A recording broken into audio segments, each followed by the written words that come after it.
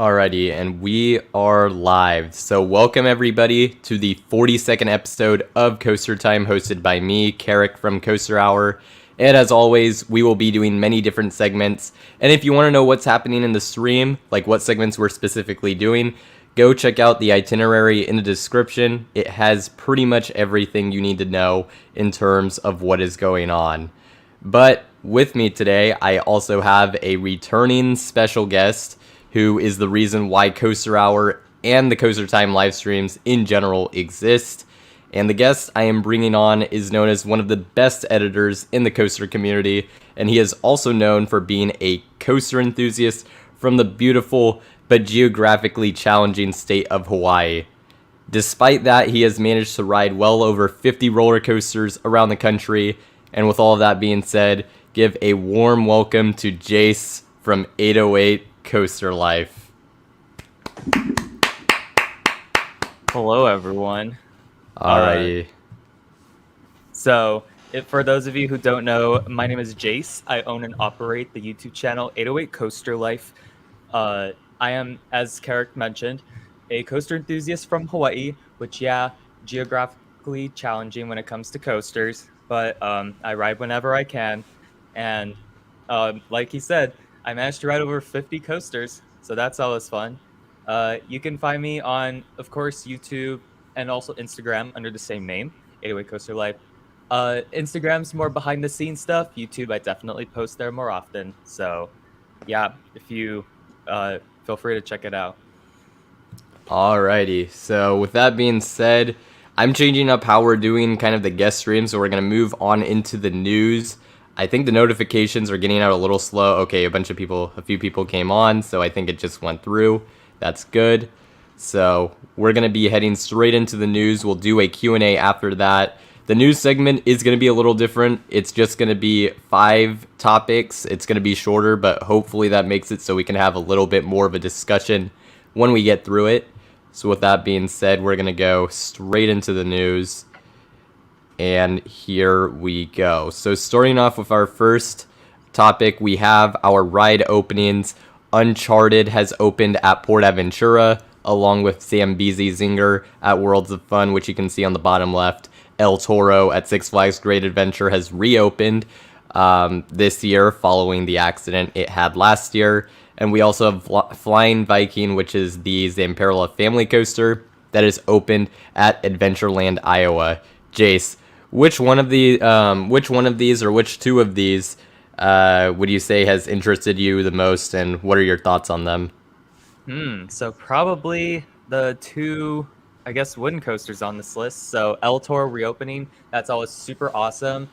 One of my bucket list wooden coasters out there. I would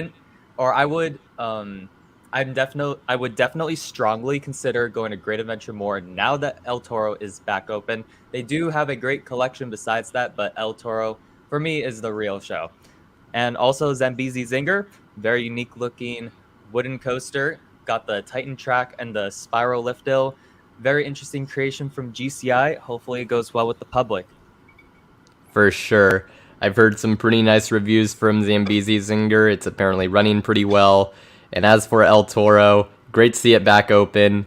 Now they just need to get King the Cobb back up and running. But it sounds like they're going to be doing that relatively soon. So that is certainly good to see.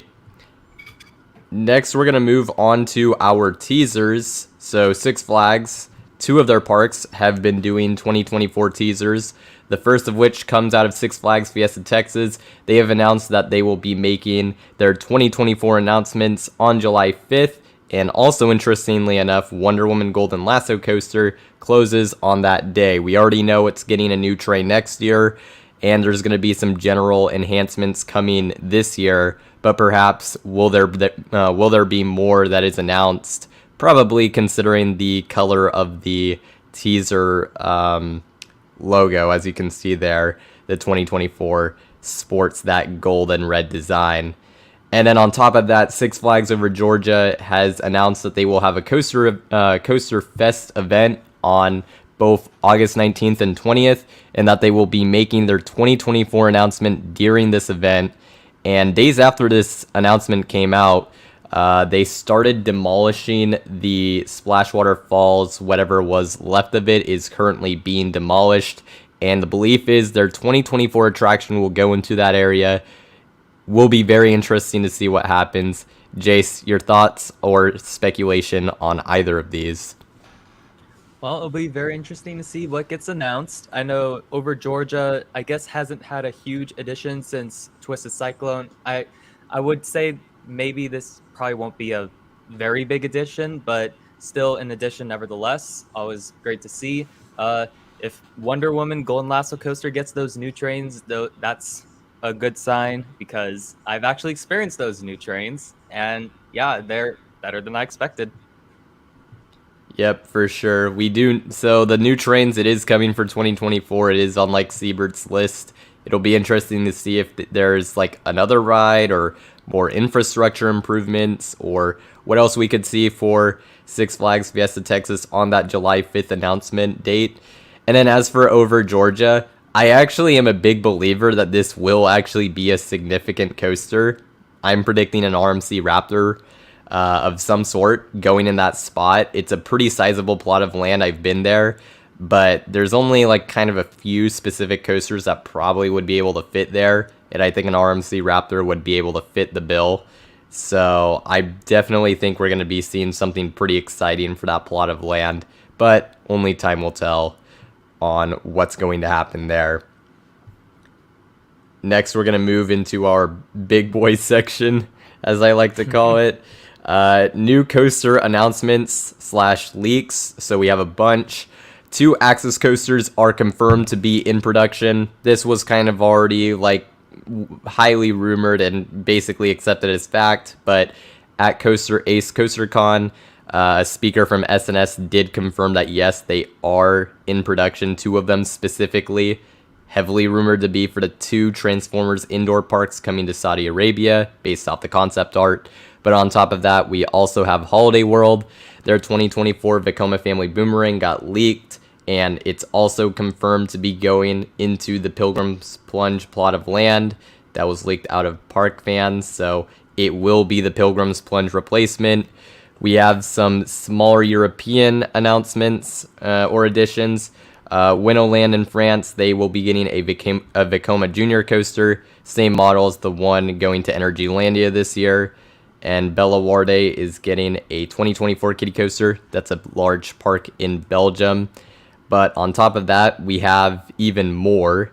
As you can see here, SeaWorld Orlando, I had to make this super quickly because it literally just came in.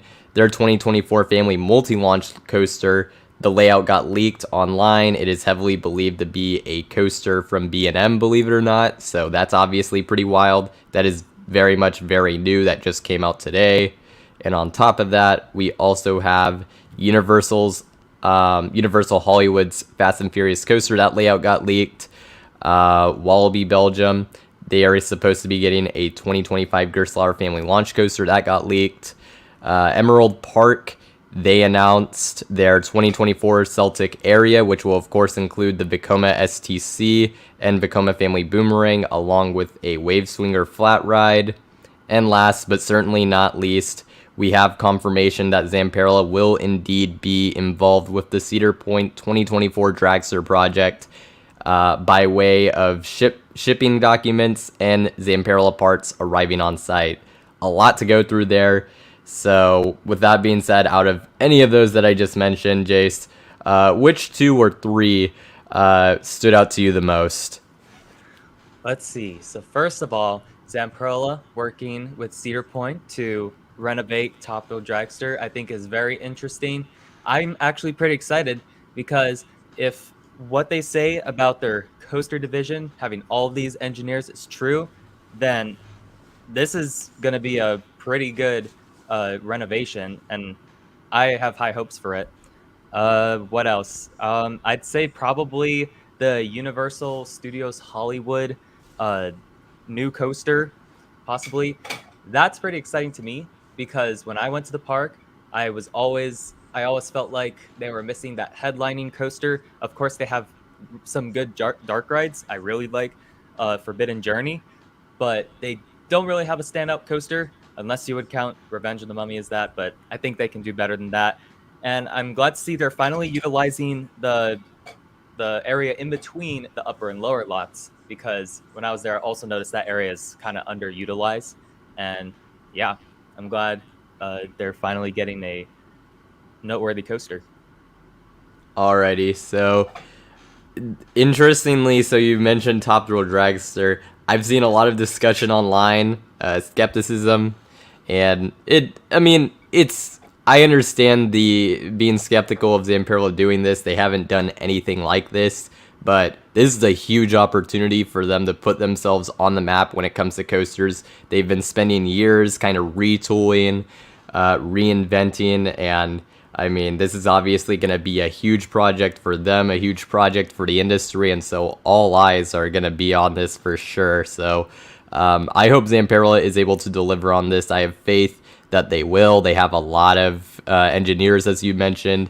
They've been retooling a lot in the last few years, so hopefully they are prepared for this massive project, because it's going to be quite the undertaking.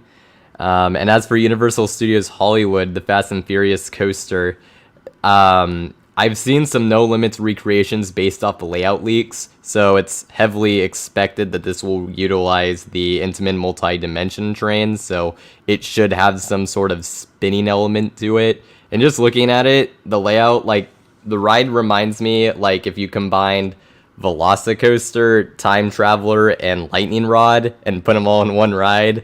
I think this is kind of what you get. Maybe a bit of a weird comparison, but it looks really good. I'm very excited to see more construction come along as this project gets closer to opening. So there you have it for the announcements, and we'll move on to our fourth topic, which is Europa Park. They recently had another large fire, the second one in 5 years, I believe. Because the last one happened in 2018. Of course, that was the one where Pirates of Batavia was heavily damaged, but has since reopened. But a fire broke out on June 19th at the park. It occurred in the Austria and Spain sections and caused an evacuation and significant damage to 2 rides, but fortunately there were no injuries involved. The 2 most damaged rides that will be closed until 2024 are the 2 pictured. Alpenexpress Enzian, which is the Mach powered coaster. That's the one you can see in the picture. And right above it, the log flume, Tirol log flume, will also be closed for a while, as both those rides were heavily damaged. That one has some indoor theming and was also located in the Austria section. So, Jace, thoughts on this? Yeah, I'm really sorry that this happened to Europa Park. I'm glad no one got injured, and hopefully they can recover those rides quickly and safely as well. Yeah, I hope for the best for Europa Park. For sure. It's going to be another kind of big undertaking to repair these rides. I mean, they got damaged really badly just looking at the pictures online. But I have faith. It's Europa Park. They're one of the best parks in the world for a reason. These rides are going to come back better than ever in all likelihood. So, there you go. Next, we have our last sort of topic, and this one is relevant to both of us. We've both ridden this ride, but it's kind of been mysterious in terms of what they're doing. But finally, Knott's Berry Farm has come out and commented on the Xcelerator situation, and they have confirmed that they have received new parts for the ride and that they plan to reopen the attraction in late summer. And Xcelerator has been closed since early 2022, so definitely good to hear. Your thoughts on this, Jace? Yeah, I'm glad they're getting ready to open that ride again. I know getting parts from Intamin is a little more difficult than other manufacturers, so I'm glad they got that settled, and hopefully the ride will run better than ever, because it has a great launch. I'd hate for that launch to get removed. Yep. I mean, this ride being closed, I'm not gonna lie, is a significant reason I haven't returned to Knott's in like a few years at this point. So I would really love to see it reopen. And I mean, it looks like we're gonna see that. I think Knott's also probably needs it quite badly at this point, since Montezuma looks like it's gonna be taking a little while longer than originally expected to reopen in its new form. So definitely will be good to have this launch coaster back if everything works there. So that is everything for the news. I also have in the description, I have a lot of things that didn't quite make the cut that I may have talked about with in how the previous format of the news was.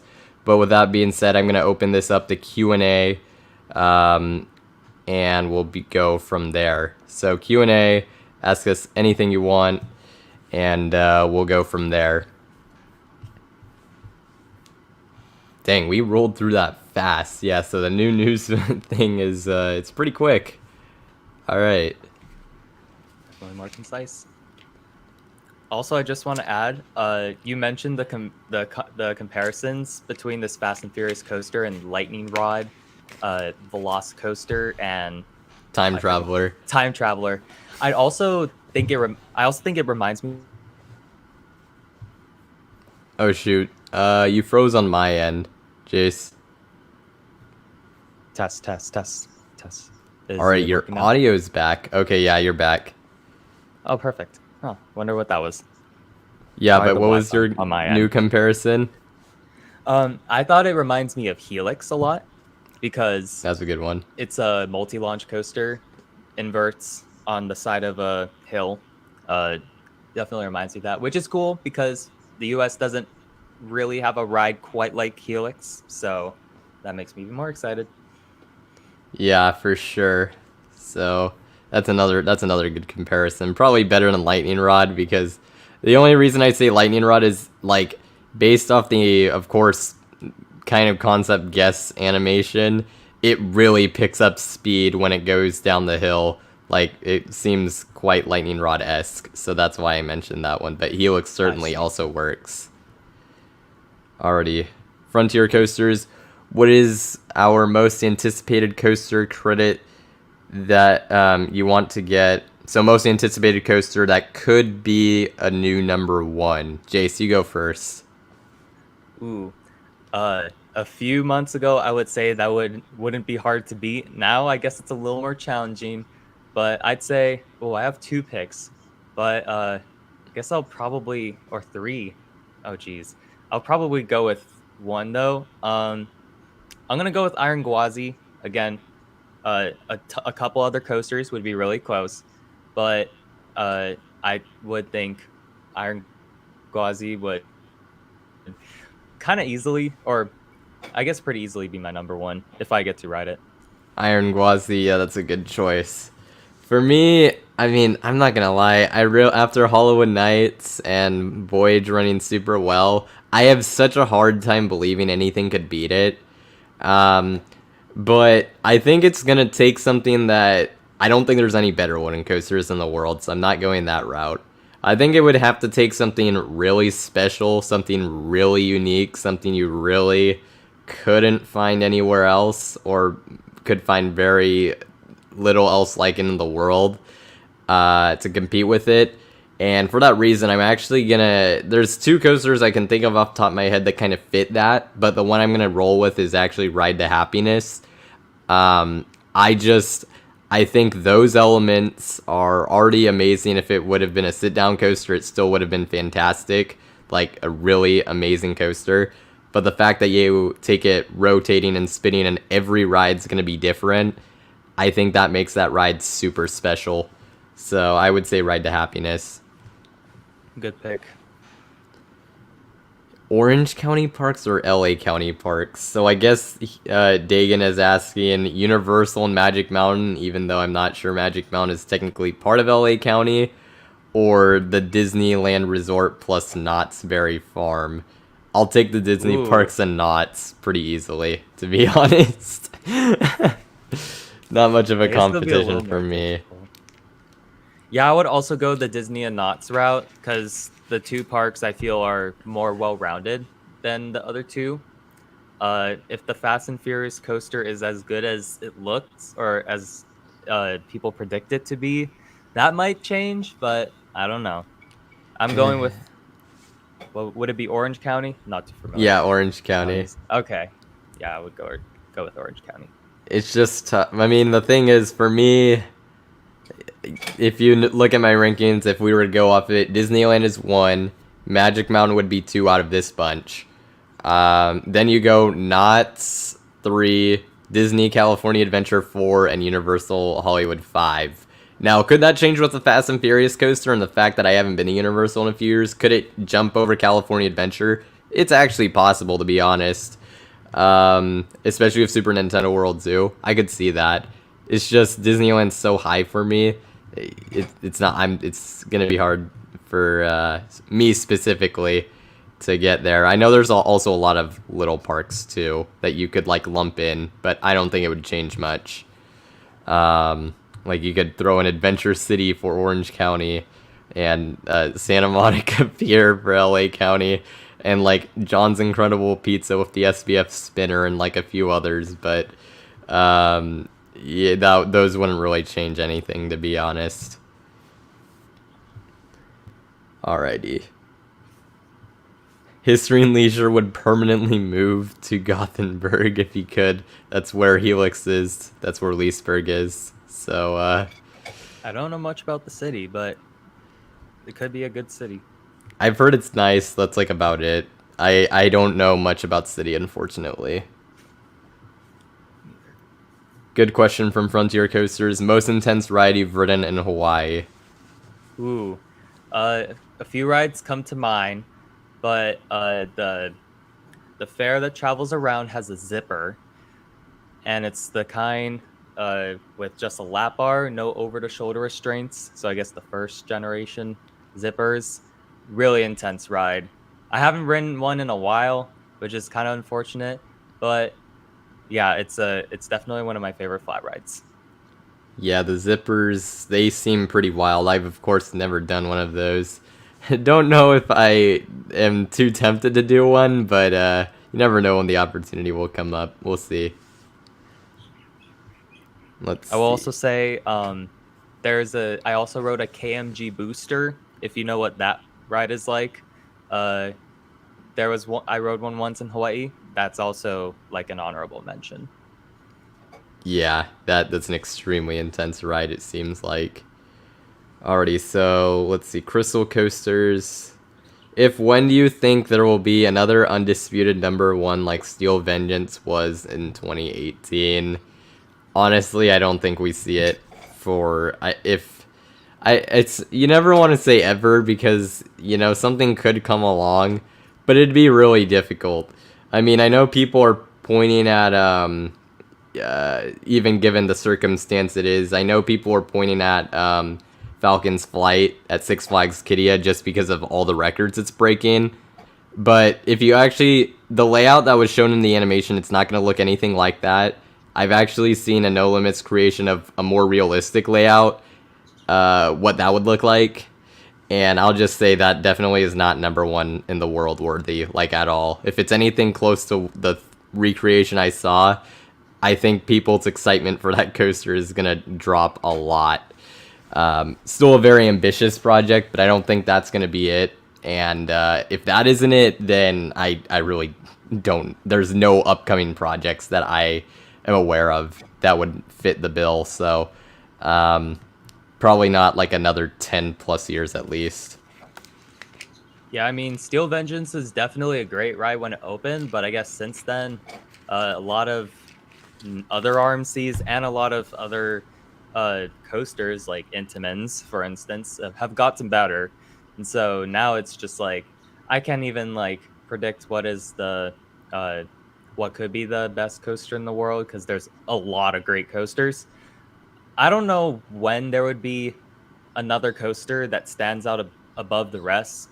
It's probably going to be for a while, because I think what a lot of parks are doing is trying to get a ride on the level of these new good coasters already out, so that like they can offer something that good in a park. Yep. Oh wait, well, if RMC Son of Beast ever happens, Maybe. Just that would be a stretch. Yeah, but yeah, I mean that's still kind of a pipe dream at this point. I have not ridden Arctic Rescue. I have not even ridden Electric Eel. So that can tell you how long it's been since I've been to SeaWorld San Diego. I went just a few months before Electric Eel opened. So I'm missing that credit. I'm missing Emperor. I'm missing Arctic Rescue. And even though I probably wouldn't count it as a credit, I have not ridden Tidal Twister either. So I'm missing all of those right now. Yeah, I haven't been to SeaWorld San Diego yet. Yep. One of the few major California parks you have yet to go to. Yep. And honestly, out of the ones you could skip. In SoCal especially. Even I would say, as much as I dislike Discovery Kingdom, and I actually think I do have SeaWorld ranked above it, for most people there's not really going to be a conversation where you're arguing between the two because they're so far away, but I would say Discovery Kingdom simply because the ride lineup's like far better. Alrighty, next question. What do we think Kings Island's next coaster will be? I definitely have an idea for this, but I'll let Jace go first. Ooh, I actually don't have an idea, so maybe it might be better if you go first. But yeah, I have some possibilities. So, I guess like. Oh wait, yeah, wait. Are you gonna go first? Okay. All right. So I actually have two options. So I think the option that I would like to see, just like the one that I would like to see from like the bottom of my heart, is a Mach Extreme Spinner. I would love to see it at that park. That would be a park I think it would fit so well. They don't currently have a spinning coaster to my knowledge. And they could use sort of a bigger, more modern launch coaster anyways. Like, even a Mach multi-launch by itself would be a pretty good fit, but an Extreme Spinner I think would go above and beyond. But what do I actually think they end up getting as their next coaster? B&M Surf Coaster. Because it's kind of been rumored, there's been whispers that apparently they kind of like it. They're looking into it, seeing how it does at SeaWorld Orlando. They did have a stand-up coaster in King Cobra. We've seen a lot of Cedar Fair throwback coasters, if you will, or throwback projects where they sort of resurrect rides or pay homage to former rides. That's something they've liked to do. And that could make sense to do for that ride with a surf coaster. So I think realistically that's probably what we're seeing next. Yeah, I was originally saying or thinking of a Mach multi-launch coaster actually. Forgot about the Extreme Spinner, even though that would be a better ride probably overall. I was also thinking if they do want to work with RMC again, I could see some room for maybe a larger scale Raptor or a custom hybrid. They'd go custom hybrid, you know they would. Yeah, with the capacity of it, yeah, custom hybrid. I was also thinking a dive coaster. I know Valraven is at Cedar Point, but I mean, I guess both parks have two inverts, so I don't think that's out of the realm of possibility. But now that you mentioned surf coaster, that would also be a great fit there. Cedar Fair loves their B&Ms. Yep, I honestly, I feel pretty confident that's going to be their next coaster. I'm like, just something about it feels like it just makes too much sense, even though I would rather see some other options, but it certainly would make sense and probably be a good ride. I've heard really surprisingly good reviews for Pipeline, so I'm actually, we'll see. I'd love to be able to check that out at some point, but we'll see what happens. Do we think that Southern California has the best trio of theme parks, I guess, compared to any kind of region? So let's see. Florida exists. Well, here's the thing though. Okay, so the top three in SoCal, and honestly California in general, is gonna be Disneyland, Magic Mountain, and Knott's Berry Farm. Do I really think that any of the three in Orlando, what would be the three right now? Islands of Adventure, Busch Gardens, Tampa.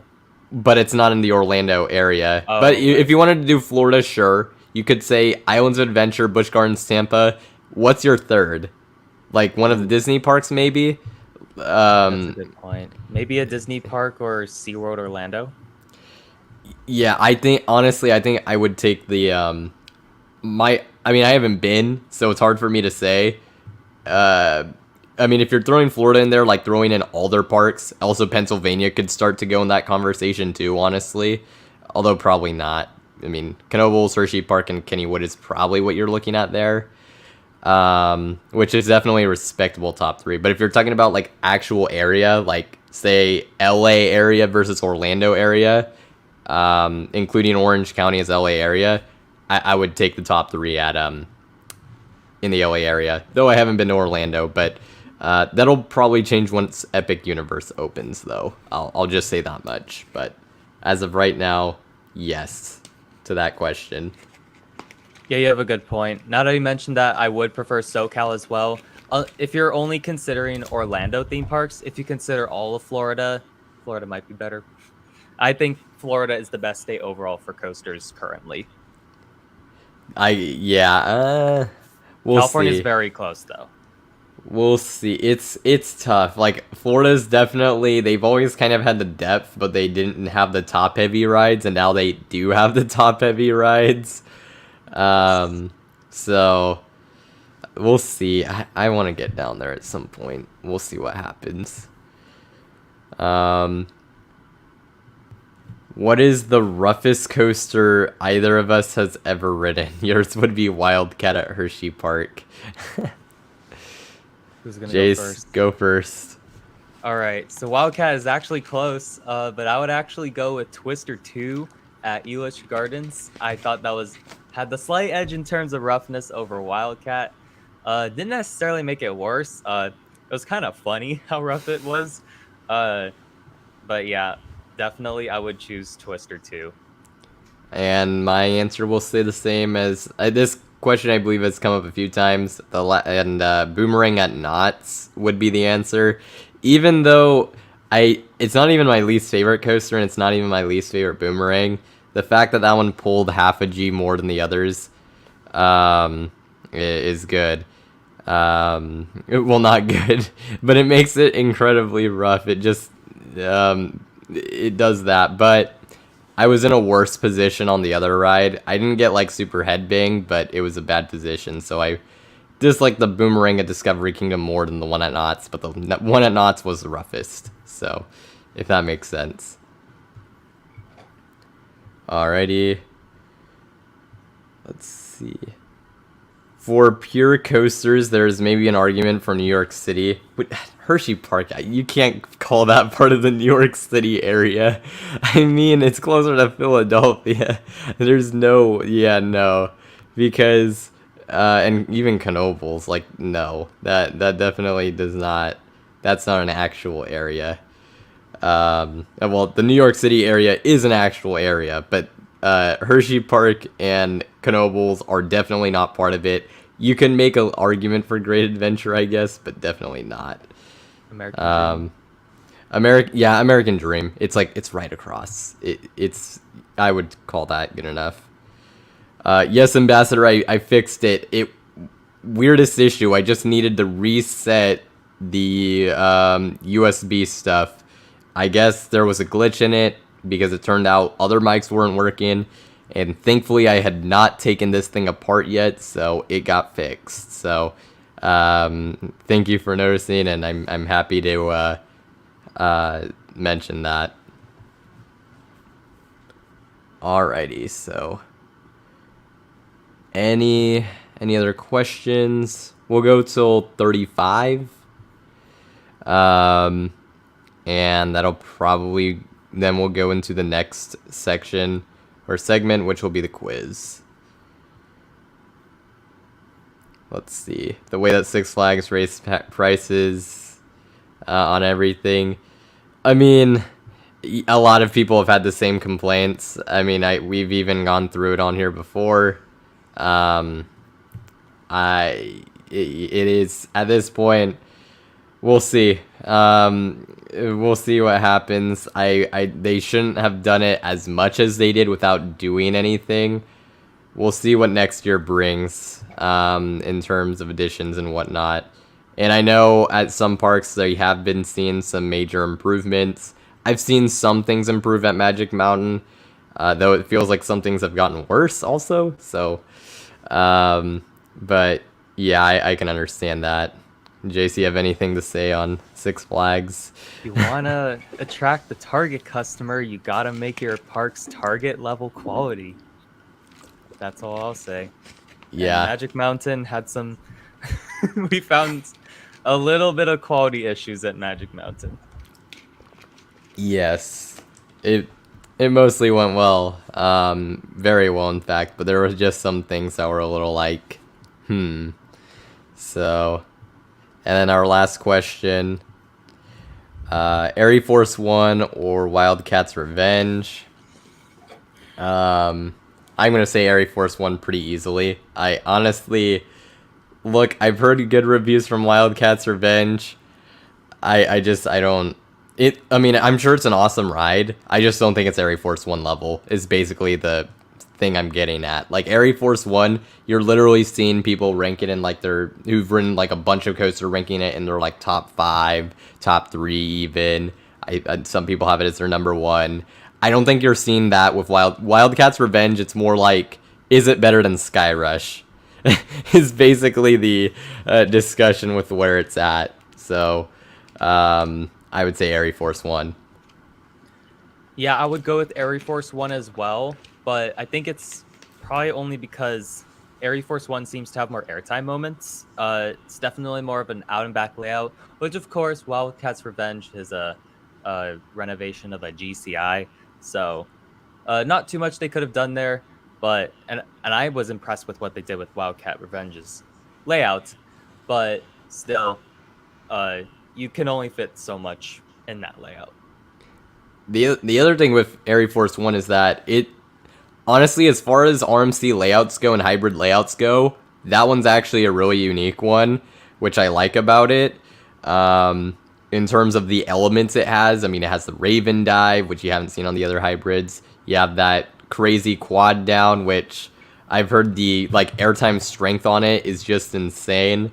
Joe Draves designed it. I've experienced Lightning Run, so I'm very excited to experience that ride because that was one heck of a finale. And Wildcats Revenge kind of is very much Iron Gwazi light. Like, we've seen this before, I feel like, with a lot of it. It still looks really good. It's just, I think Air Force One has a lot more uniqueness to it, if that makes sense. Though, I mean, they had a lot more to work with since it was a ground-up coaster as opposed to one that was constrained in a relatively small plot of land. So, yep. Alrighty. And then, alright. Frontier Coasters had one last question, so we'll answer this one. Then we'll move on to the next segment.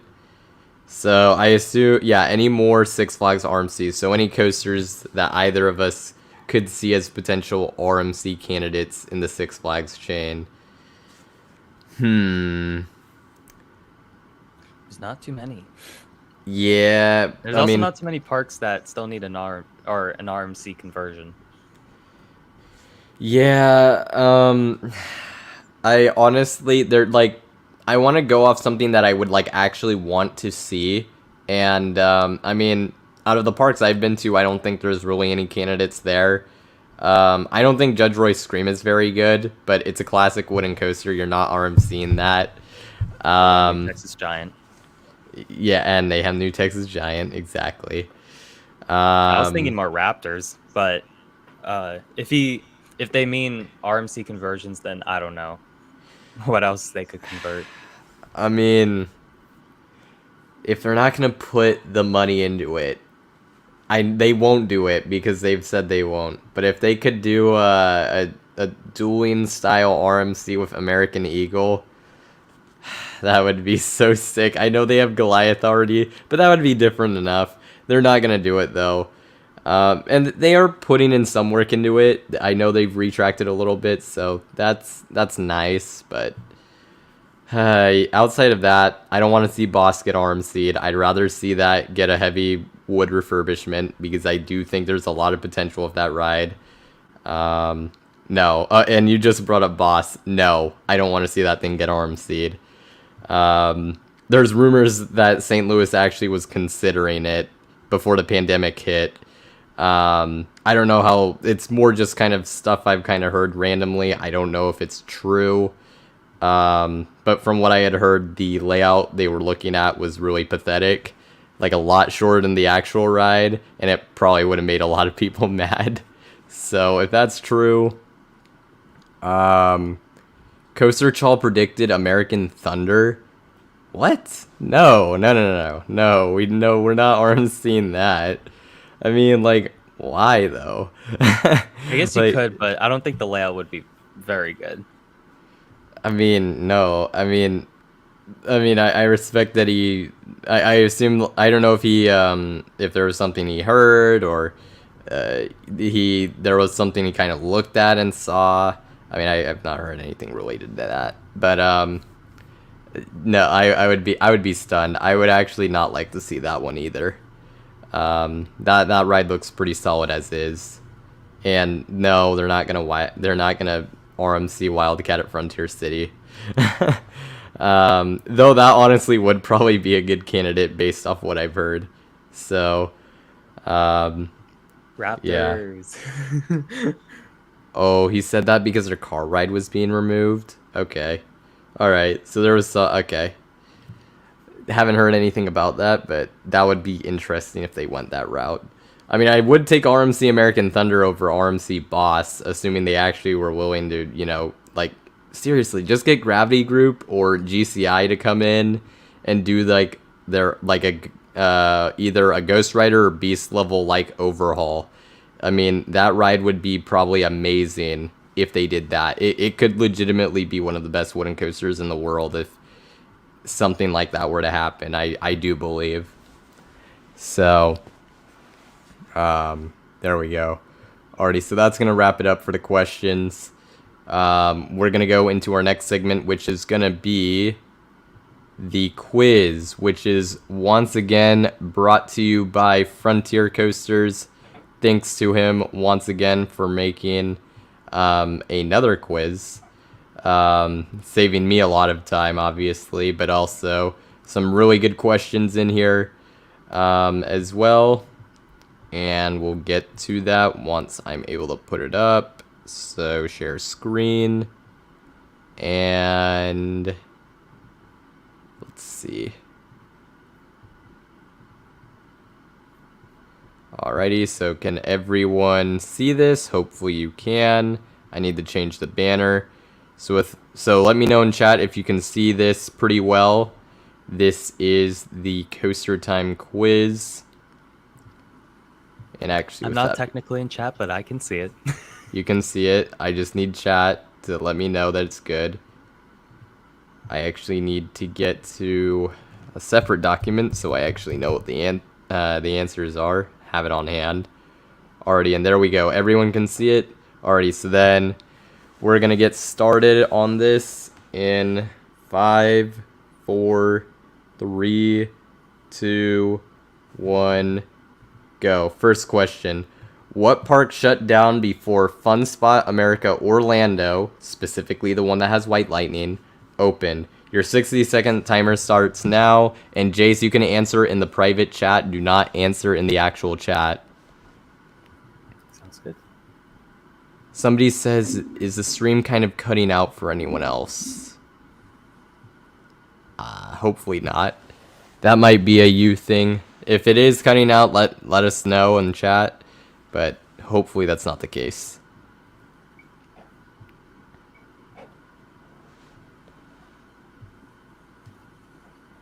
Alrighty. Nope. Okay, it's fine. Okay, so, yep. So a lot of answers being put in, and they're differing, so definitely there's gonna be some people who got this incorrect, but we'll see. And also, yeah, if your first answer, just to let you know, is your final answer. So you have only one chance to answer, and that is the timer. So the correct answer to this question is actually D. Old Indiana Fun and Water Park is the correct answer. Believe this place had... this place did have a relevant coaster. Yes, they had an arrow shuttle loop, so that's kind of what it was known for. But there you go. That is the correct answer. I don't think anybody got it right, actually looking at it. So, yeah, no one's on the board. That makes my job way easier. So we'll go into the second question. So second question, which country has the least amount of wooden coasters? I think that first question may have been the hardest one. So we'll see. So which of these countries has the least amount of wooden coasters? I've started timer. I started a little late, actually. Also, no using Google or RCDB should be pretty obvious, but should mention it just in case.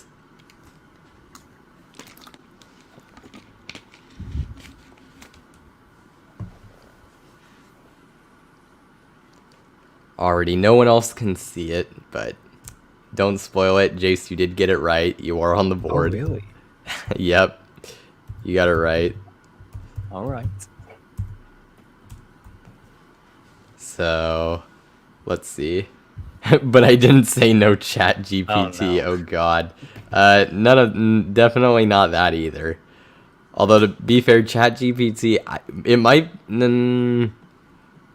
I actually probably for this question it wouldn't be inaccurate, but its memory only goes back to like 2021 or something, so it might screw you over if you used it already. So that is the time. Time is up.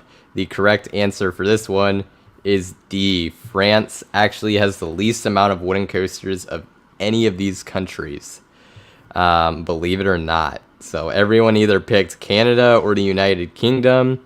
United Kingdom actually is more than you would expect, and Canada, I mean, at Canada's Wonderland by itself, that's already a decent bit. Plus, you have Monster at La Ronde, Coaster at Peony Playland. Like, you actually have a decent bit of coasters. I believe you have at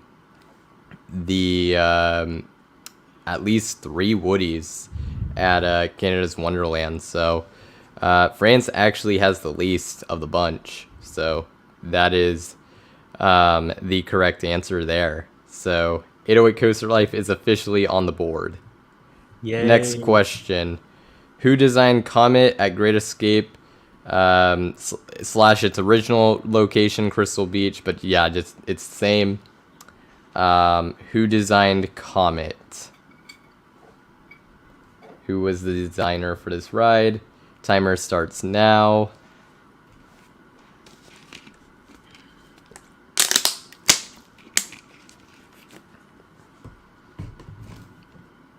My water bottle almost fell over. That would have been really bad. Poggers. Yep. Dang, a lot of people going for the same answer. We'll see if that strategy pays off or not. And man, I guess I more kind of fact checked these and didn't. Now that I'm looking at these, I'm like, wow, these questions are really hard. But I did fact check them. They're all good. But yes, this is a pretty hard quiz just looking at it. Alrighty, so we're in the final few seconds here. And the time is up for answering. So the correct answer for this question is actually C. Herbert Paul Schmeck was the one who designed this coaster. Actually with the help of John C. Allen, who is not an answer on here, but that is the correct answer. So History and Leisure is on the board with a single point. Definitely one of the more difficult quizzes we've ever had, just based off the amount of points on the board. And then Charged on PC is also on the board. Alrighty, so we'll move on to our next question, which is which coaster permanently closed in 2005? And this timer starts now.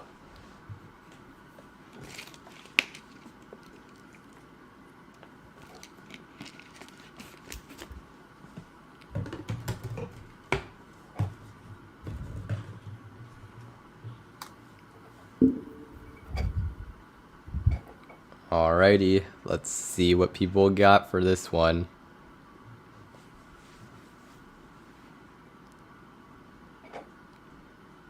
And obviously it's not going to be the coaster in the picture. That one is actually not even on here. That would be Jester at Six Flags New Orleans, which is just chilling there, doing nothing. Probably for another 20 years, actually, at this rate. Because the city doesn't know what they want to do with the land. So, yeah, kind of an unfortunate situation. The timer is up, though, so we're gonna show the correct answer here, which is, if I could get it on there right, actually A, Zippin' Pippin at Liberty Land. So the original Zippin' Pippin closed permanently in 2005. The Zippin' Pippin you know at Bay Beach was created based off the instructions, but was a completely new coaster. So Zippin' Pippin at Liberty Land was the correct answer, and History and Leisure appears to be the only one who got that correct. And that'll make him the leader in points as of right now. So we'll move on to our next question, which is question 5. What is the oldest roller coaster model by Intamin that still exists? And by still exists, not necessarily that they produce it anymore, but that there's a coaster of this model that's still operating. So, what is the oldest coaster model by Intamin that still exists under those conditions?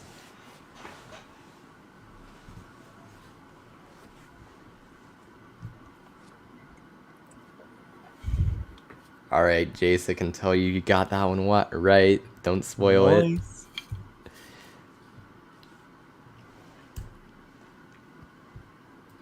I just realized I forgot to start the table for that one. So, we'll go for a little bit. Let's see, I can use another thing as a thing. Alrighty, so when the next minute hits for me will be when I wrap this up. Alrighty.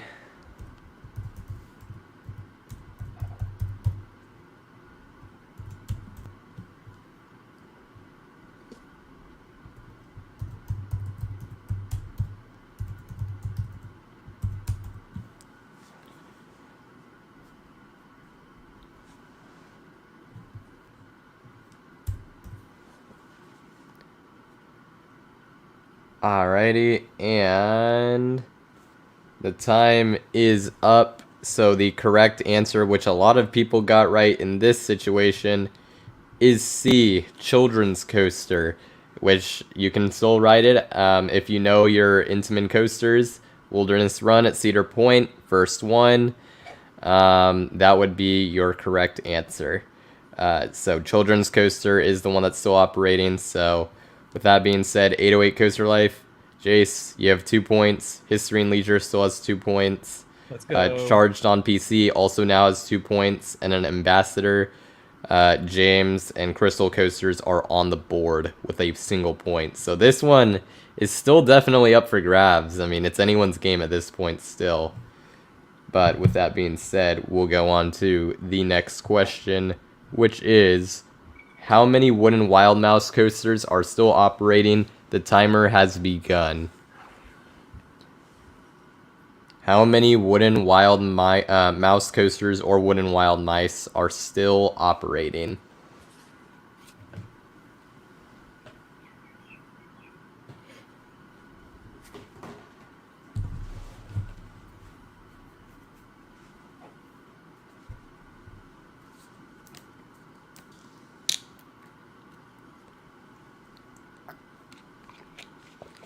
And I should, I guess, mention, yes, there is there is one that is under renovation, but we are considering it as currently operating. We'll see if that affects anything, because that ride will reopen at some point. Alrighty.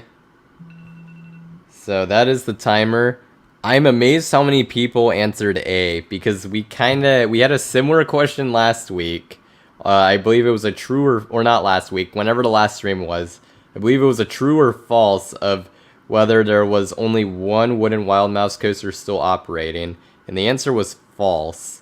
So the actual correct answer is 3. There are 3 wooden Wild Mouse coasters still operating, which includes 2 in Indonesia in addition to the Wild Mouse coaster in Australia. So that is, like I said, undergoing renovation, but it will reopen at some point because they're working on it. So let's see, did anyone get that right? James got that one right, so that is 2 points for James. And Charged on PC got that one right, so now in the lead with 3 points. But there you go. Yeah, Blackpool's is long gone. So that was not that one was not involved at all here. Like I said, there's 2 in Indonesia and there's 1 in Australia. Our next question is, who manufactured Hurricane Coaster at Fun Spot America Atlanta? Timer starts now. And I can already tell you, Jace, you got that one right. Let's go. This one may be the easiest. Dang, that's kind of mean. What History and Leisure said in the chat. It's actually a pretty big country, pretty big population, Indonesia. So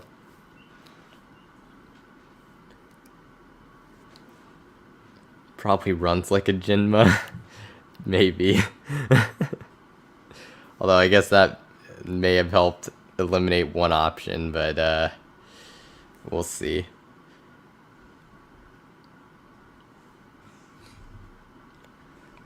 Alrighty, so this is gonna end in a few seconds, and that is the timer. So the correct answer for this question is A, ENF Miler. So Jace, you got it right, so you have 3 points. History and Leisure got it right, so 3 points there. Crystal Coasters got it right, so 2 points. James got it right, so another point, so 3 points in total. And Charged on PC got that right, along with the Ambassador, who now has 2 points. Charged on PC is in the lead with 4 points. So still anyone's game at this point. So keep fighting. And we'll move on to our next question, which is, what was the first park acquired by Six Flags? And the timer has begun. First park acquired, as in it was already existent and they got it. So not one that they built from the ground up, if that makes sense.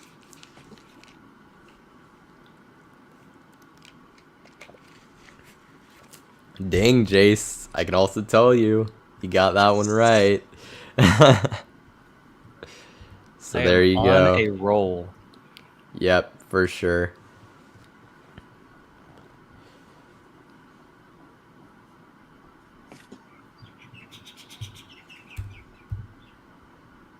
Hey, I can hear the birds. That was pretty cool. Yeah, I got the windows open. I'll say they definitely didn't sound like the birds around here. I'll say that. Alrighty, so that is it. The timer has gone out. So that is it for that. And so the correct answer for this question is actually C. Six Flags Astroworld, which was just Astroworld at the time, was the first park they ever acquired. So with that being said, Jace got on the board and now has 4 points. History and Leisure now has 4 points also. James has 4 points as well. The Ambassador has 3. So we have a 4-way tie for first place between Jace, History and Leisure, Charged on PC, and James. So And Crystal Coaster still has 2 points, so could tie it up if everyone else gets it wrong, the next 2 questions wrong. So really still pretty wide open here. So we'll move on to the next question, and that is, which was the first company to buy or acquire Six Flags itself? What was the first company to buy or acquire Six Flags itself? This might be where my winning streak ends. I can tell you, Jace, you did not get that one correct. Oh, wow. But we'll see.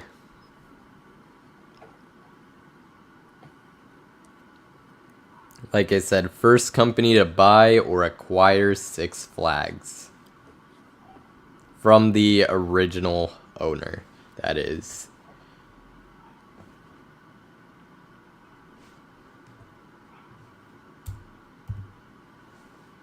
Already, time is running out.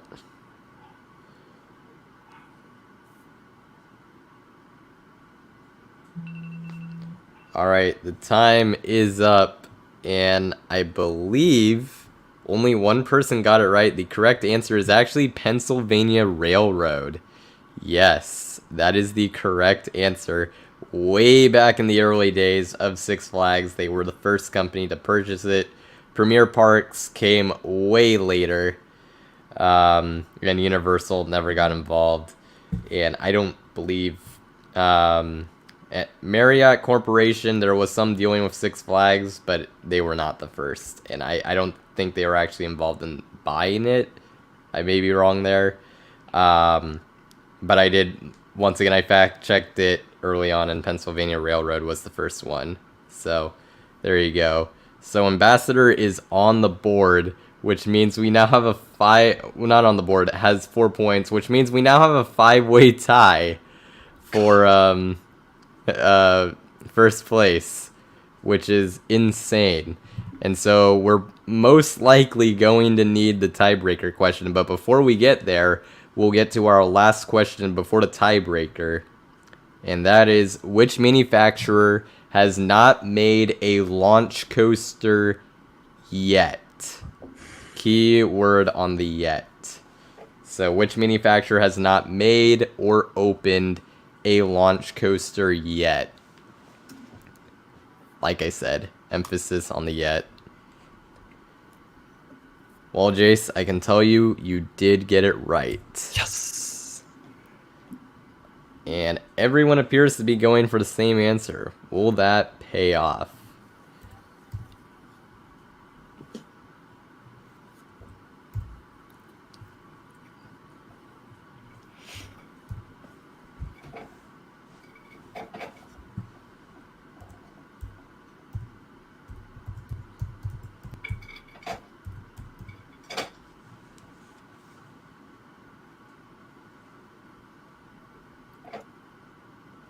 Alrighty, we're headed into our final few seconds.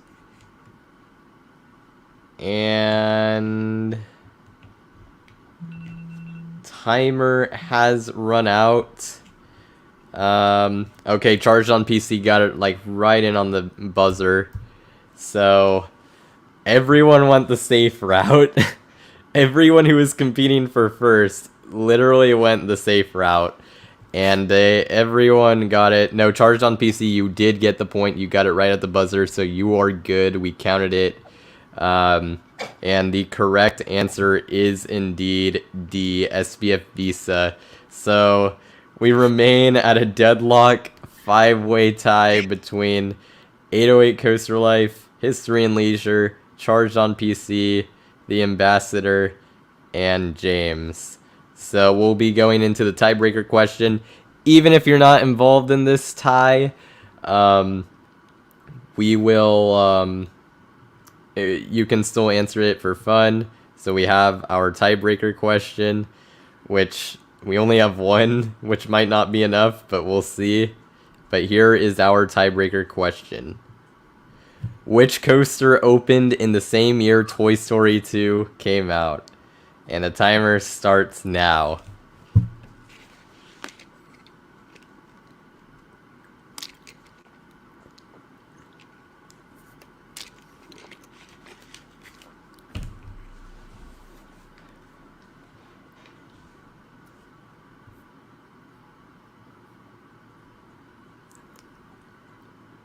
Jace, unfortunately, I can tell you, you did not get it right. Let's see if anyone else gets it.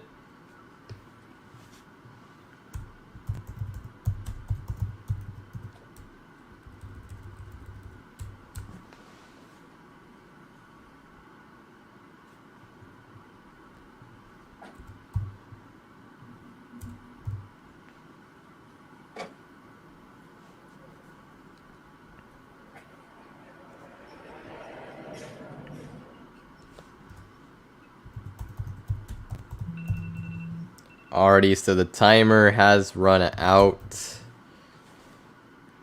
I will give Charged on PC a second because it's the tiebreaker question, so I'll give Charged on PC a second to answer. If it doesn't come in, then oh well.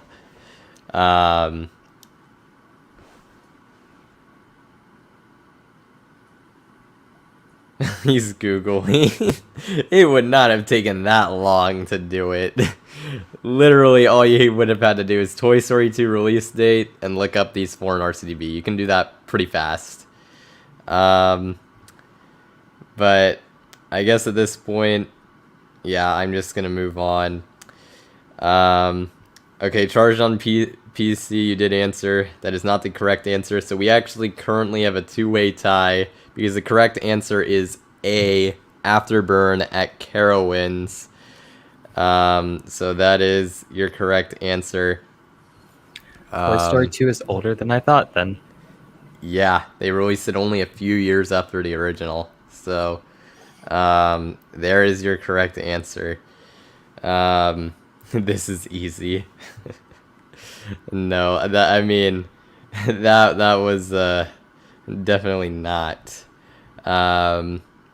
So for tiebreaker here, I guess we're gonna do a bonus guess the coaster, just between Ambassador and James. So there you go. Alrighty, so I'm going to grab one. Already, and I have my coaster. Guess away. And as in, you can guess for clues only between James and the Ambassador. So you ask clues, and that'll get it closer. And actually, I can probably exit out this point of the quiz, but we'll be on here. Alrighty, so we're doing Guess the Coaster as our second tiebreaker question because one wasn't enough Frontier coasters. I apologize. You asked ahead of time if you needed to create a tiebreaker question. I said no. Another one. I guess we did need it. But there you go. Definitely not that thing, Ambassador. So, Guess the Coaster. You can ask for clues to get you closer to the coaster.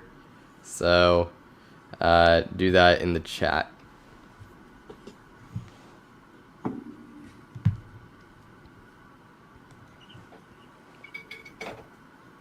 It's not Cuckoo Lane.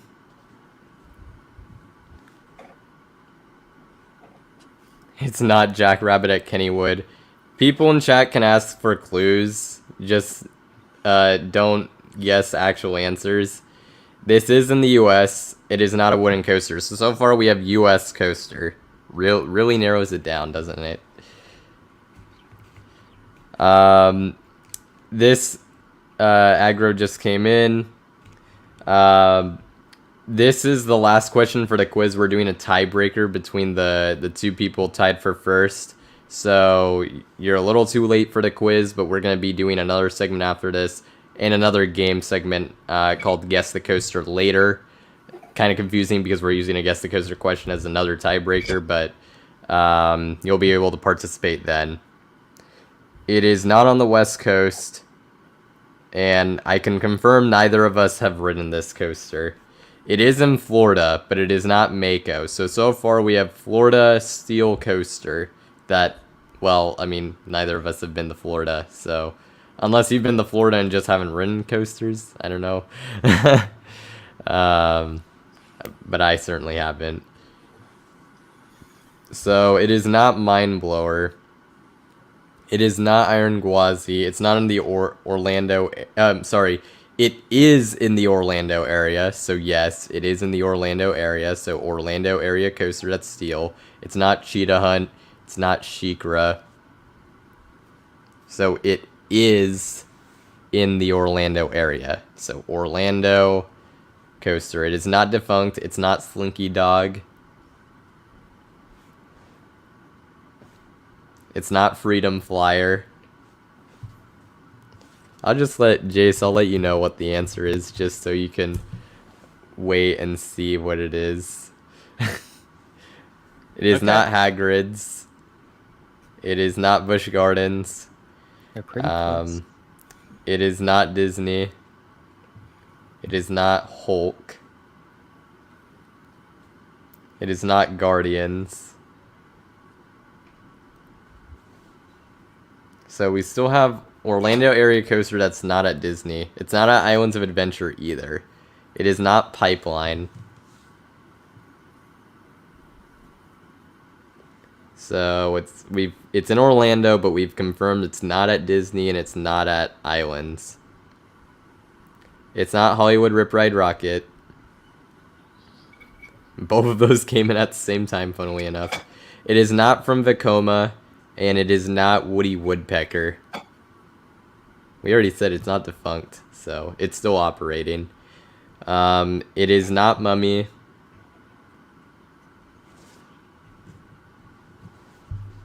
So, not Mummy. It is at SeaWorld, yes. So, we have a SeaWorld coaster. Ambassador got it. It is Kraken. So, Ambassador is the winner of the coaster quiz. It is Kraken. So there you go. Kraken is the correct answer, and Ambassador is our winner for the coaster quiz.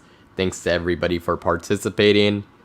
And with that being said, we will move on to our next segment, which is buy or sell. So if you've seen Airtime Thrills sort of segment, he's a previous guest of the Coaster Time streams, two-time guest actually. And I reached out to him to see if I could use the segment way back when, and he was happy to allow me to do that. So it works very similarly to his segment. Basically, in the live chat, you will give us your take or prediction, and me and Jace will buy or sell it. So we will be doing that. I'm planning until 23 on the clock. So about 10 minutes of time to put in your questions. So there you go.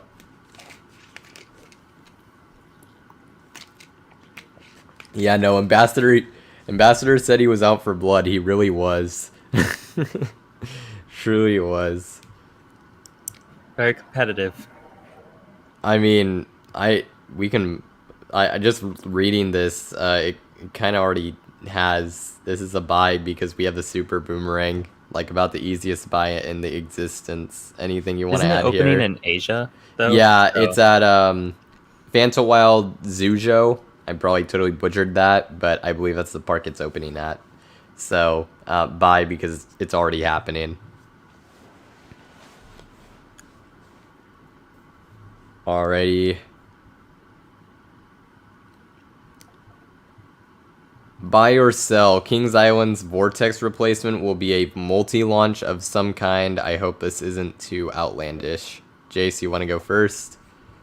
I would say buy, because although Kings Island does have some launch coasters, I think they could definitely use a multi-launch, or even just like a launch coaster, because I believe they have a good relationship with Mock Rides. I think we discussed a little earlier, a Mock Rides multi-launch would be kind of a decent fit for Kings Island. And I'd say Kings Island's on a similar scale to Carowinds, so I don't think that's out of the realm of possibility. So I would buy that. It's, if you said launch coaster, I would definitely buy it, but multi-launch, you see, the thing I think they're going to get is the...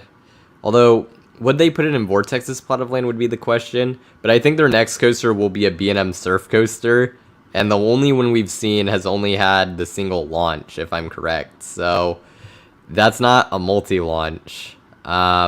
So... like I said, so if you're asking multi-launch, I will sell it. If you're saying launch in general, I'll buy it. That's basically how I'm going to handle that. I don't see why B&M couldn't make a multi-launch version, though, in the future. Yeah, but I just... They could, but I just don't see it happening with their second project. Buy or sell. An RMC single rail invert, I guess at some point becomes reality. So would that be a buy or sell for you? I love the idea. I think Ambassador brought this up last time. Like the RMC does a single rail invert. I like the idea a lot, and I think that even though RMC does mostly airtime based layouts, I think if they were able to do this, it would be pretty. They could make some pretty sick layouts with this. It's just a question of if they'll do it. I think they want to broaden, so I will buy it. I think at some point we'll see something like this. Don't know how long it'll be, but I'll buy.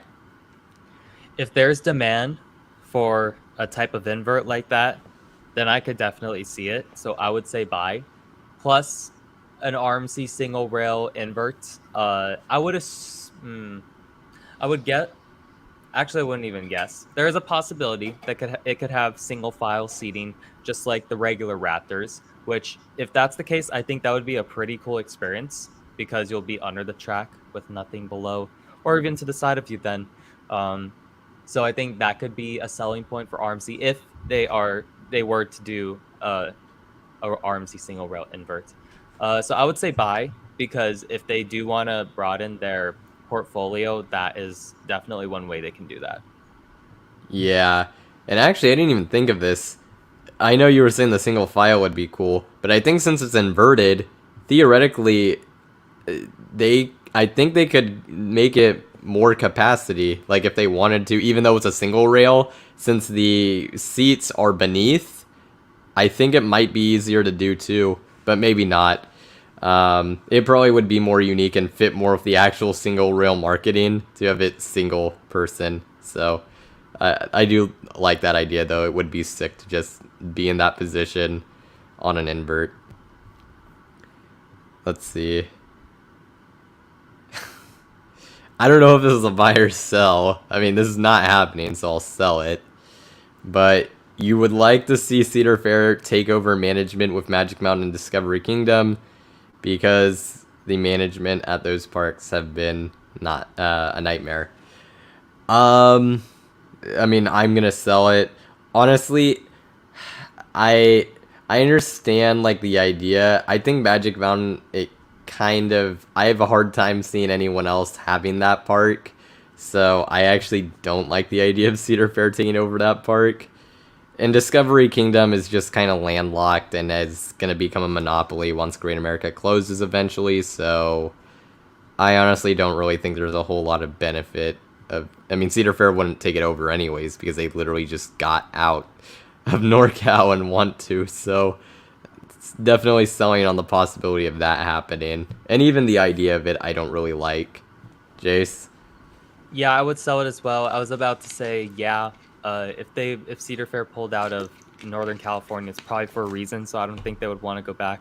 As for Magic Mountain, yeah, I think they'd probably do a better job managing Magic Mountain, and maybe put in some decent additions.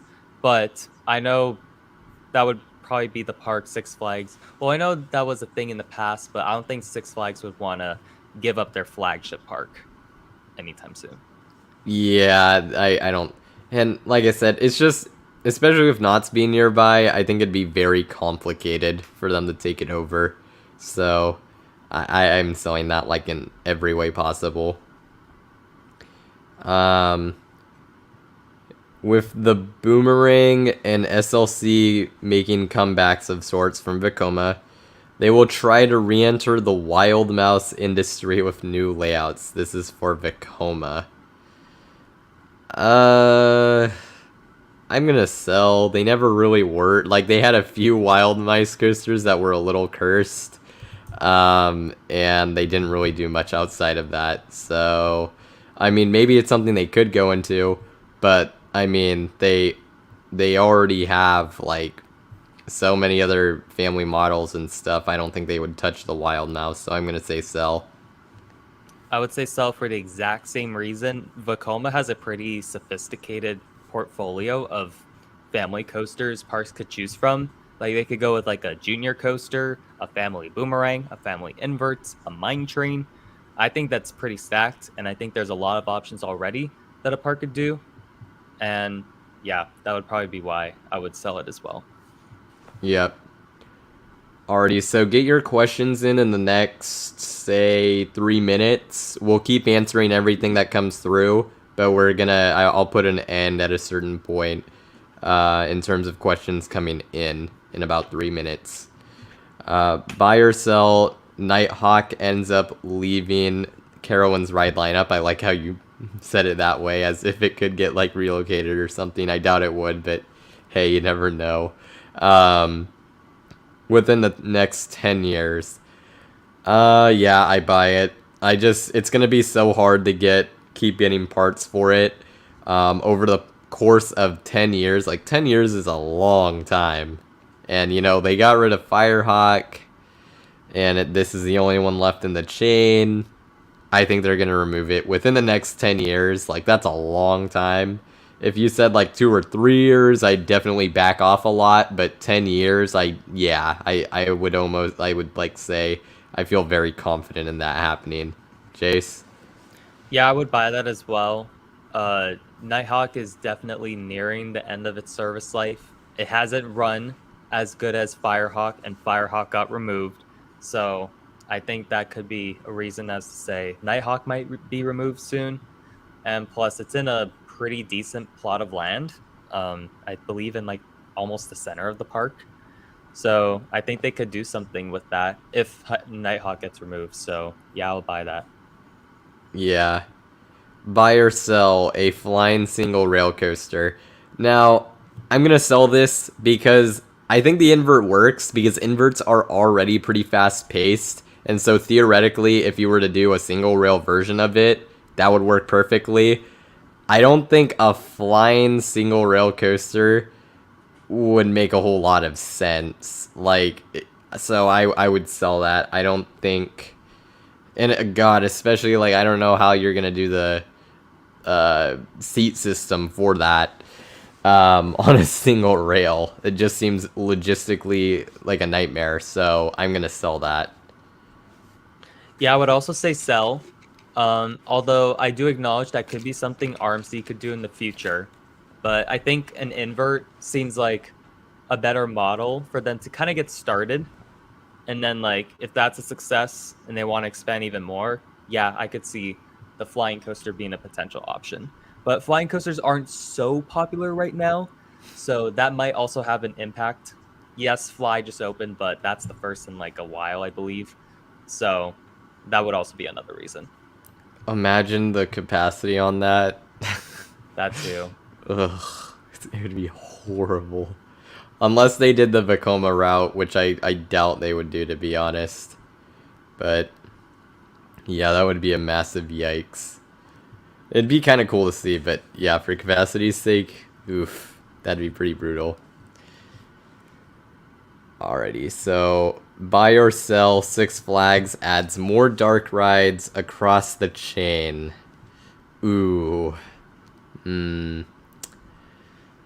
This one's very tricky. This is definitely one of those tricky questions. Jace, you want to go first with this one? All right. I'm going to say sell for now because I believe there's a decent amount of Justice League dark rides across the chain already. And so I don't know if Six Flags would invest that much in making like another one, unless they would make more Justice League rides. But I noticed that's not something they focus on. Although they do want to go the better quality approach, then I think a dark ride could be a way, but I don't see that happening anytime soon. I think it would kind of fit in like what Salim wants. And you know, the Six Flags New England, they did just add that like Kiddie. The ride already existed, but they did theme it up a little bit. So I could see a world where yes, they would do this, but on the other hand, like it feels like when I go to Six Flags parks, a decent amount of times their dark rides are closed. So I'm just kind of like, but you know, they do add stuff even that ends up being like normally closed. Um, like, like, do I think this is gonna become a like actual trend again? I would bet against it, but it's not like the most unlikely thing in the world. But I will still sell it. But if I end up being wrong, I wouldn't be too stunned, to be honest. That could actually make some sense. And if they're able to keep their dark rides open and make them like decent quality, I'm actually down for them adding more. It's just kind of hard to say right now. All right, so I'm gonna put an end to the thing. So we'll still keep answering questions up until where I put it, but no more new questions at this point. So, buy or sell a stand-up single rail coaster? Completely sell that. Like, I mean, no.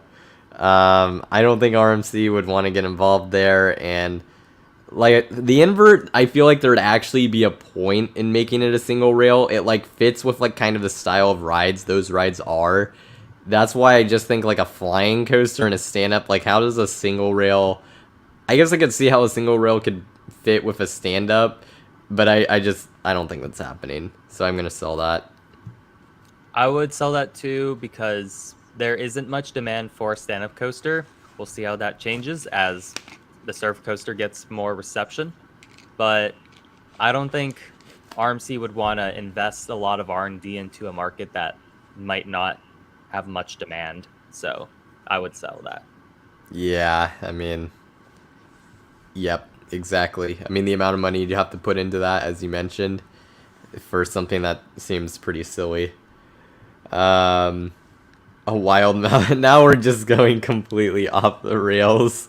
A wild mouse single rail coaster at Cell. Nope, not happening.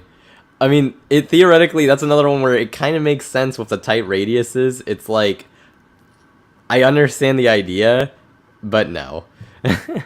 You can make a family coaster with the single rails, but I don't know about a wild mouse though, specifically. So sell that too. Yep. Let's see. Oh, I think this one got deleted, but yeah, 40 free spin single rail. Technically, the 40 free spins already use RMC tracks, so that's about, yeah, you're not gonna see a single rail version of that. Generation. So, but I know that got deleted, so I can still see it on here. Ocean Park was supposed to get, the belief was it was supposed to get a B&M surf coaster, but yeah, that park is kind of in a weird spot right now, and that's probably not happening at this point. Buy or sell. Another wooden hyper coaster happens. Sell. No one's going to want to put the money into that.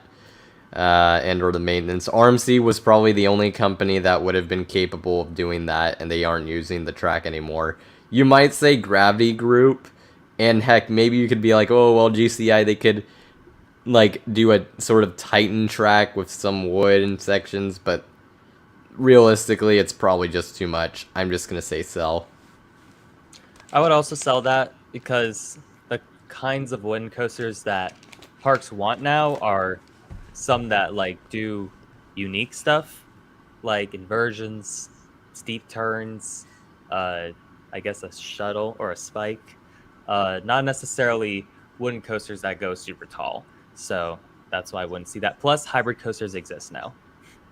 Yep, there's not really. I mean, and you've seen like Energylandia. They advertise Zadra as a wooden coaster. Yep. So there's not really much point in doing that at this point.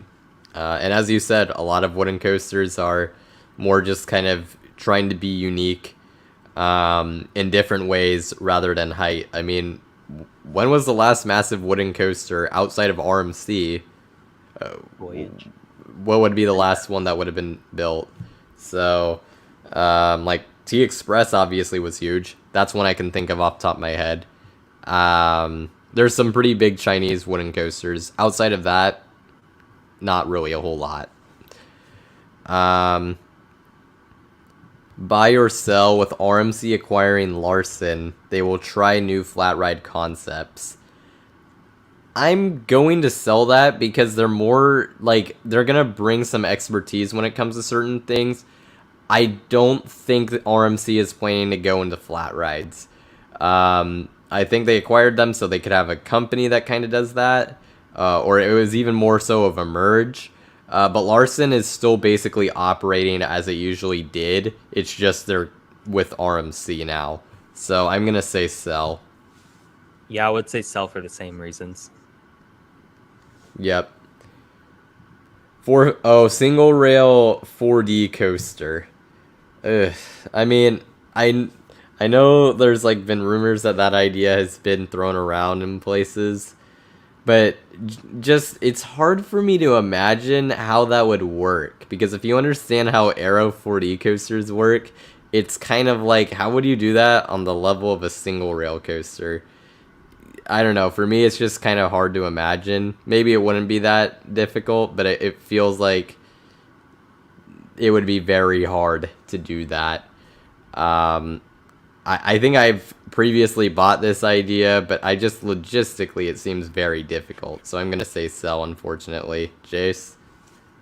I would say sell, but please RMC prove me wrong. I would love for that to happen. I beg. I hope. I mean, that would be amazing.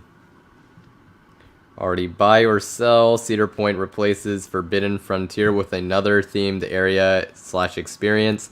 That one they're like closing, or did it already close? I think I heard about it.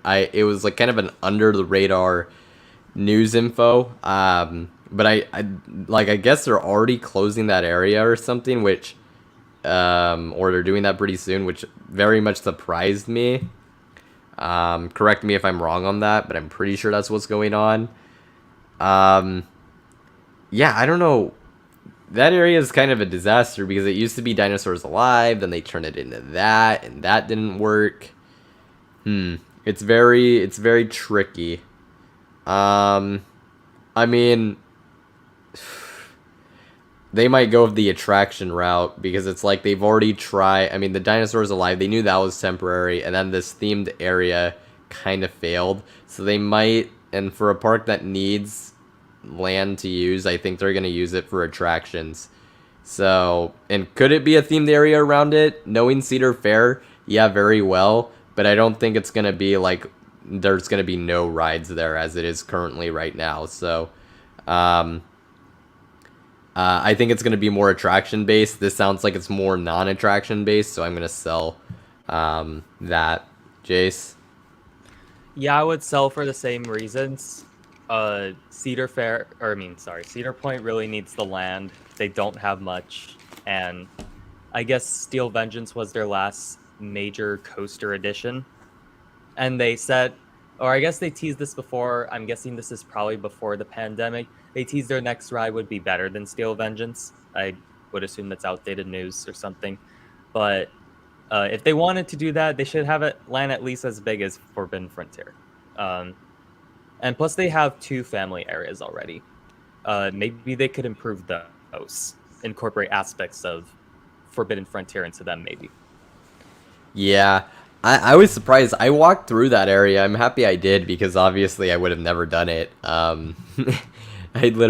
area I think closes early, so I actually like just did it just to see what it was like. And I did the little rope pull thingy for whatever reason. There was like this little raft that you did the rope pull for. It's a pretty decent size plot of land, at least it felt like when you were in there. So I'd be very curious with what happens in that plot of land for sure. Alrighty. Buy or sell, SNS makes wooden coasters again. Fat sell. I don't think they would re-enter at this point.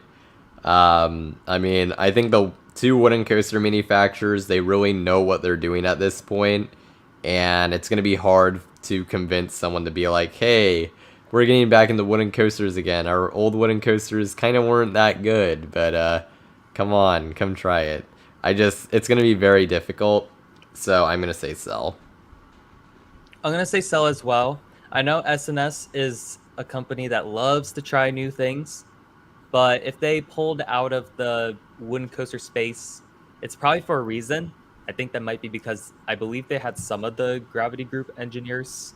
Not sure about that. You can correct me. But I think that had something to do with it. But yeah, if they are going to enter it, and plus the wooden coaster market is kind of saturated because because GCI and Gravity Group, they're making some good creations now. Yeah. So yeah, that's what I think. And then, like, hybrids also didn't exist when they were there, and some parks kind of view that as a wooden coaster option, or, like, of sorts. So, I don't think they're going to get involved there. And I do think you're right about the Gravity Group thing. I didn't think of that, but I'm pretty sure you're right on with that, because the timing kind of works out, actually, with that years-wise. I don't think Jace... I don't know how... This is a public transportation question. I don't know if you know anything... If you know what he's talking about. You know anything about the metro for Honolulu or anything? Or no? I'm going to sell that. Okay, you are aware. Okay. Yeah, I don't know what's going on over there, but last I heard, they couldn't even get the thing open. So 6 lines. I mean, I guess maybe like 3 or 4 possibly in my lifetime, but with the rate they're going, I don't know if it would get to 6. Dang. Alrighty, Jace trashing the metro over there. Alright. Just get it open, please. Buy or sell. Other video game companies will collab with amusement parks to brand rides. Yep, I'm gonna buy this. Video games. It's kind of funny because there's more video games that are becoming a more prominent part of like entertainment industry, like movies and films and stuff. And I mean, technically, the Uncharted coaster at Port Aventura is based off the movie, but movie was based off game. So, yeah. I do think this will be a trend we start to see. It also would make sense with a lot of parks, or a few parks are introducing new esports gaming centers. It would actually line up quite a bit. So yes, I will buy this. I do think this will be a trend that will be relatively prominent, especially probably by, like, say, the end of this decade. So I'll buy it. I'd buy that as well. I mean, look how popular... I don't know if it qualifies, but look how popular Super Nintendo World is. Yep, I guess exactly. that would be one way to look at it. And plus, if their audience is their audience, more of a theme park's audience would be people who grew up with video games, I think it would be a smart idea to use those IPs if they can get a hold of them. Yep, for sure. I mean, Universal is probably going to go crazy with more new Nintendo projects. Probably a Legend of Zelda area going to islands. I mean, that's a rumor, but I definitely believe it. Maybe some Pokemon stuff getting involved. We'll see. So, I mean, at least from Nintendo, like, Universal and Nintendo stuff, you're going to see more of it. I can guarantee that. I think we're going to see a lot of it at other parks as well. So, yep.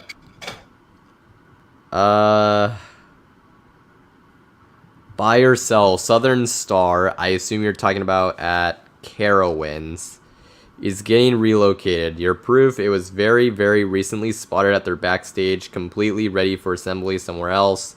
Yeah, I've heard rumors that they're planning to put it in another area of the park. They had to get rid of it for the Aeronautica at Carowinds. I believe that's the ride you're talking about. Let me just make sure.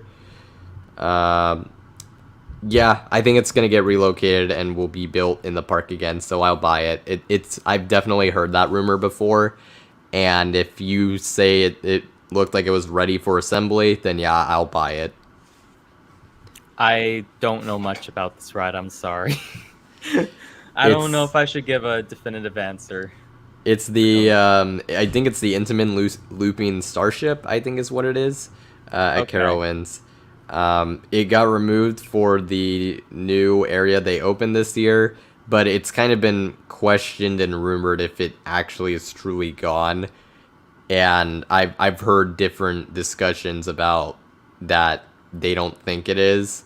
People don't think it is, and this would line up with that, so I'll buy it. Well, Not official info, by the way. Don't take it that way, Jace. well, if it was popular when it was operating, then I guess I could buy that. Yep, there we go. And then, so last question or last buy or sell. Six Flags will start focusing on less sponsoring with other companies in the future. Well, it, um, I'm gonna say no. Even though that technically would fit with what Salim wanted, it's Six Flags. They ain't cutting down on that, so I'm a sell. Jace. I would sell that as well, although I could see a mix of um, sponsor companies and then some like other rides. I think I did hear that El Toro, the I think it was they had a Kia sponsorship or something like that for the trains.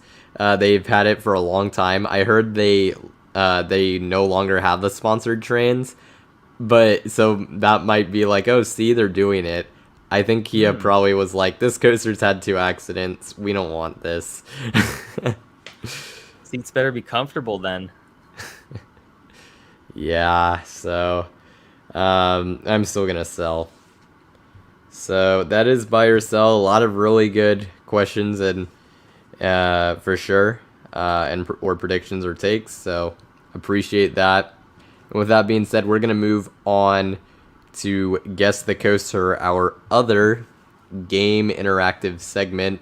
So for this, we're gonna do 8 rounds, which 4 from each of us guessing. Basically, we'll alternate. I'm gonna go first. And how this works, if you haven't played, is one of us will have a random coaster. We're gonna get an RCDB, get one that's relatively recognizable, and then you're gonna guess with clues to try to figure out what the coaster is, and then in chat you'll try to guess what the coaster is specifically. So let me pull up my coaster. Come on, give me something. Would you like me to go in private chat too? Yes, for this one, that would be much appreciated. Let's start off. I want to start off with one that's not too difficult. All right, we'll roll with that one. Alrighty, so I do have my coaster, so guess away in the chat. And Jace, you can put, you can actually, I think I instruct, so you can put your questions, like clue questions, in the normal chat, but your actual answers be in private chat, if that makes sense. Sounds good. Alrighty, but I did see your first one. This coaster is in North America, but it is not in the West Coast. So it is in North America, but not on the West Coast. And it is in the US. There is no image. It's a random coaster that you're trying to guess based off clues. I know you're thinking of like guess the coaster with like the image or like a little bit of the image where you guess it right off the bat. That this is different. But this coaster, Yes or no questions. yep. So it is in the U.S., but it is not on the West Coast. It is in the Northeast, yes. So we have Northeast coaster. It is not in Florida. It is not Carolina Cyclone, but it is steel. So we have a steel northeastern coaster. And it is in New York. So yes, the correct not correct answer, but yes, it is in New York, in the state of New York. U.S. sit-down coaster. Technically, it is not a sit-down coaster, so no. It is not a sit-down coaster technically. It is not at Six Flags New England. It is not Dragon at Legoland. It is not at Darien Lake. It's not Tantrum. It's not Viper at Darien Lake. It's not Ride of Steel. It's not Spinning Coaster. It's not a spinning coaster of any sort. It is not Mind Eraser. And it is not a floorless coaster.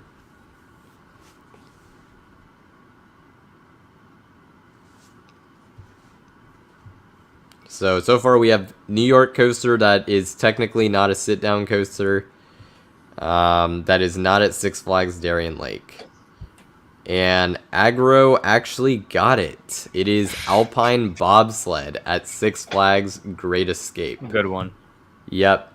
That is the correct answer. Do not use RCDBA to help. I should also mention that.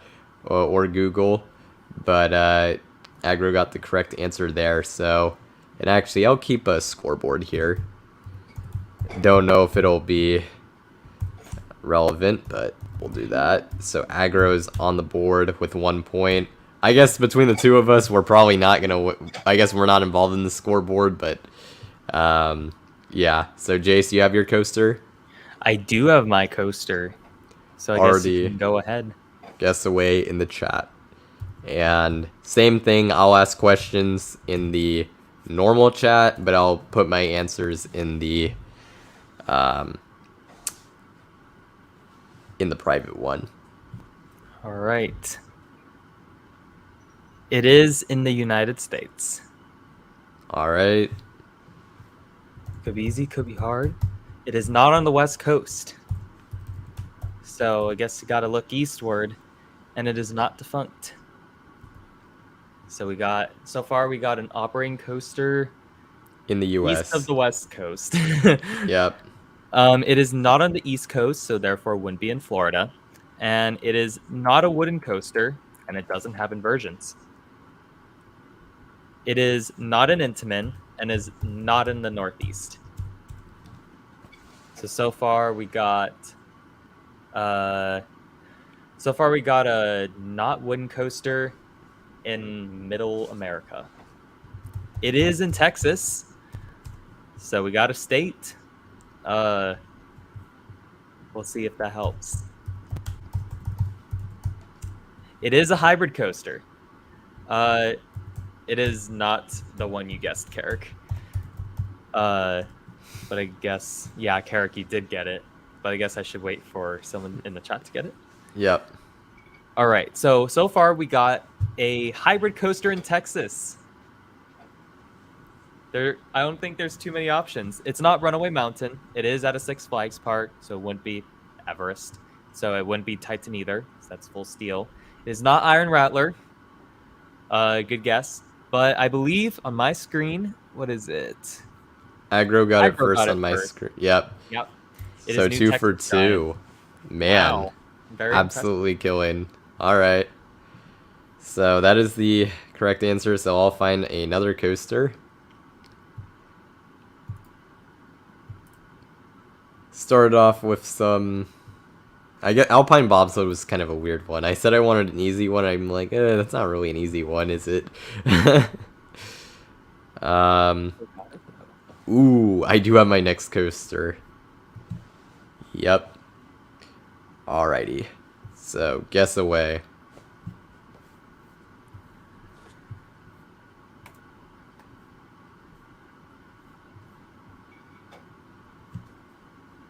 It is in the US. Yep, so we do have another US coaster.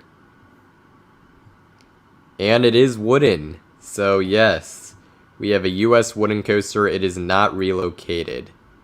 So, US wooden coaster does not have inversions. It is not a GCI. And it is not in Florida. It is not Gravity Group.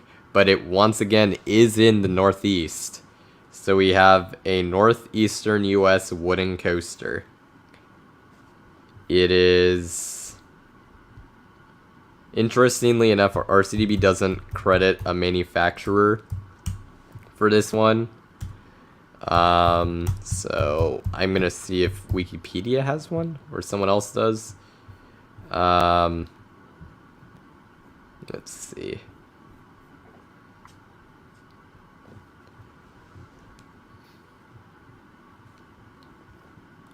Okay, there is a listed manufacturer, but it is not PTC. It is not on the East Coast. Oh, sorry, it is on the East Coast. Yes, it is on the East Coast. So, it is not in Ohio. It is not Thunder Run. It is not Comet. It is not Boulder Dash. But it is at Six Flags New England. It's not Grizzly. It's not Kennywood. It's not Thunderbolt. It's not either of the ones you mentioned, Jace. But it is at Six Flags New England. It is defunct. Yes. So it is not Thunderbolt. My goodness. And Aggro got it again. That is 3 for 3.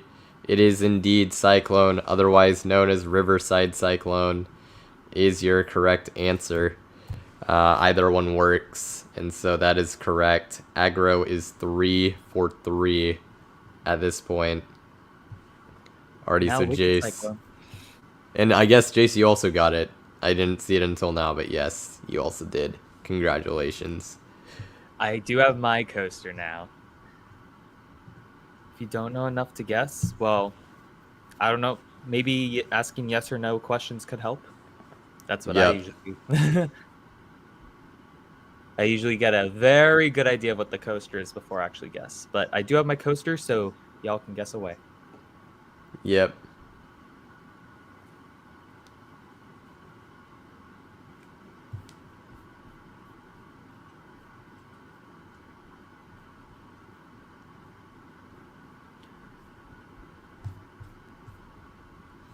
Oh boy. Let's see.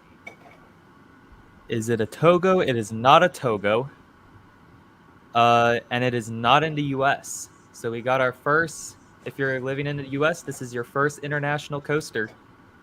It is not Bisbee Spiral Airship. Sorry. When eventually. Yeah. It's like the new But Nessie. it is in Europe. So far we got a European coaster. So it wouldn't be in Asia.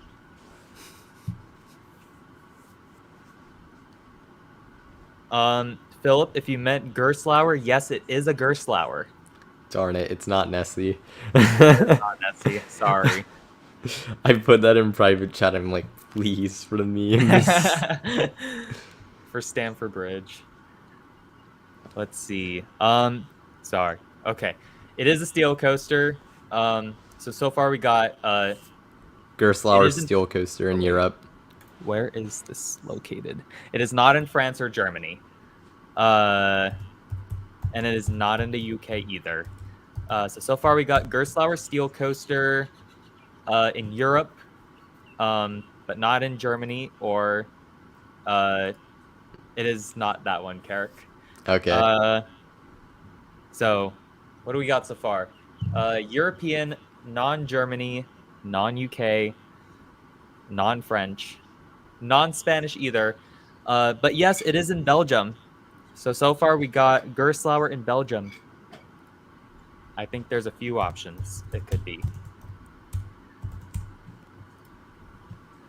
It is not that one, Carrick. Darn. But someone did get it correct. I believe Michael got it first. It is Fury at Bobbejaanland Land. Yep. Congratulations. That's a good one. Michael, closely followed by Philip. So we'll give Michael the point, since also appeared on my screen first. But man, Philip was literally right there. Yeah. So close. But I Still do. got a decent lead. And yeah, so there you go.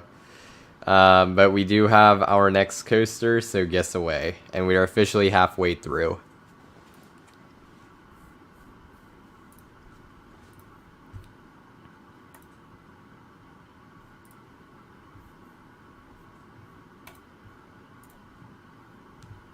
And it is, so we do have US coaster, yep.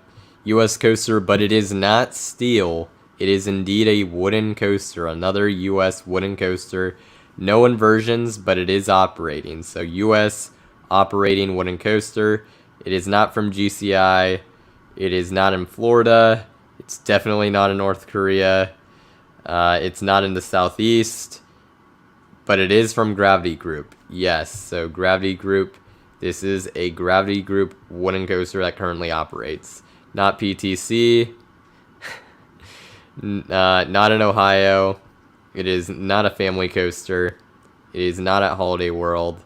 And it's not Voyage. It is not Raven. It is not Hades. It's not Boardwalk Bullet. It's not Legend. It's not Zeus. It's not Hades 360. It's not Pegasus. Jace, you got it right, but we'll wait. Ooh. It's not Ravine Flyer 2. Alright, let's see. It's not Kentucky Flyer. It is not in Pennsylvania. It is not Voyage. It is not Thunder Run. So once again, it is a currently operating Gravity Group wooden coaster in the US. It's not Mind Blower. Oh, and it's a throwing one, not a family. It's not Switchback. Yes, I would say it is in the Midwest. It's not Rorosaurus. It's not Oscar's Wacky Taxi. No tacky waxy. Man, I feel like we've run through almost like literally all the ones except for this one. I guess it doesn't. It's not at scream Six Gravity Flags Group. Great America.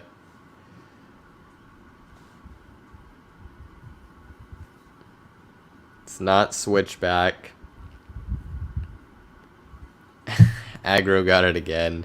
It is indeed Zippin' Pippin. So technically, Aggro is unbeatable. Can only be tied at this point. But that is indeed the correct answer. So Jace, whenever you have your next coaster. I do have my next coaster. So y'all can guess away. This one will be interesting. We'll see how hard it is. It could be very easy, it could be very hard. We'll find out. So, it is in the US and it is not a wooden coaster. It is a steel coaster and it does not have inversions. So far, we got a steel, non-inverting American coaster. It is not defunct. It is not on the East Coast, so it wouldn't be Florida or Bisbee. It is not a sit-down coaster, and it is not in the Southeast either, and it is not a hypercoaster. Fabio has not been hit by a bird on this coaster. I think I know which one you're talking about. No, it's not that one. It is not Goliath. It is not in Ohio. It is at a Six Flags park, but it's not at Magic Mountain, and it is not Tatsu. So far we got a steel, non-inverting, non-sit-down coaster at a Six Flags park. It is not indoors. I don't know if that helps. It is not a Great Adventure, and it is not a Batman-themed ride. And you said it's not a sit-down, correct? It is not a sit-down coaster, no.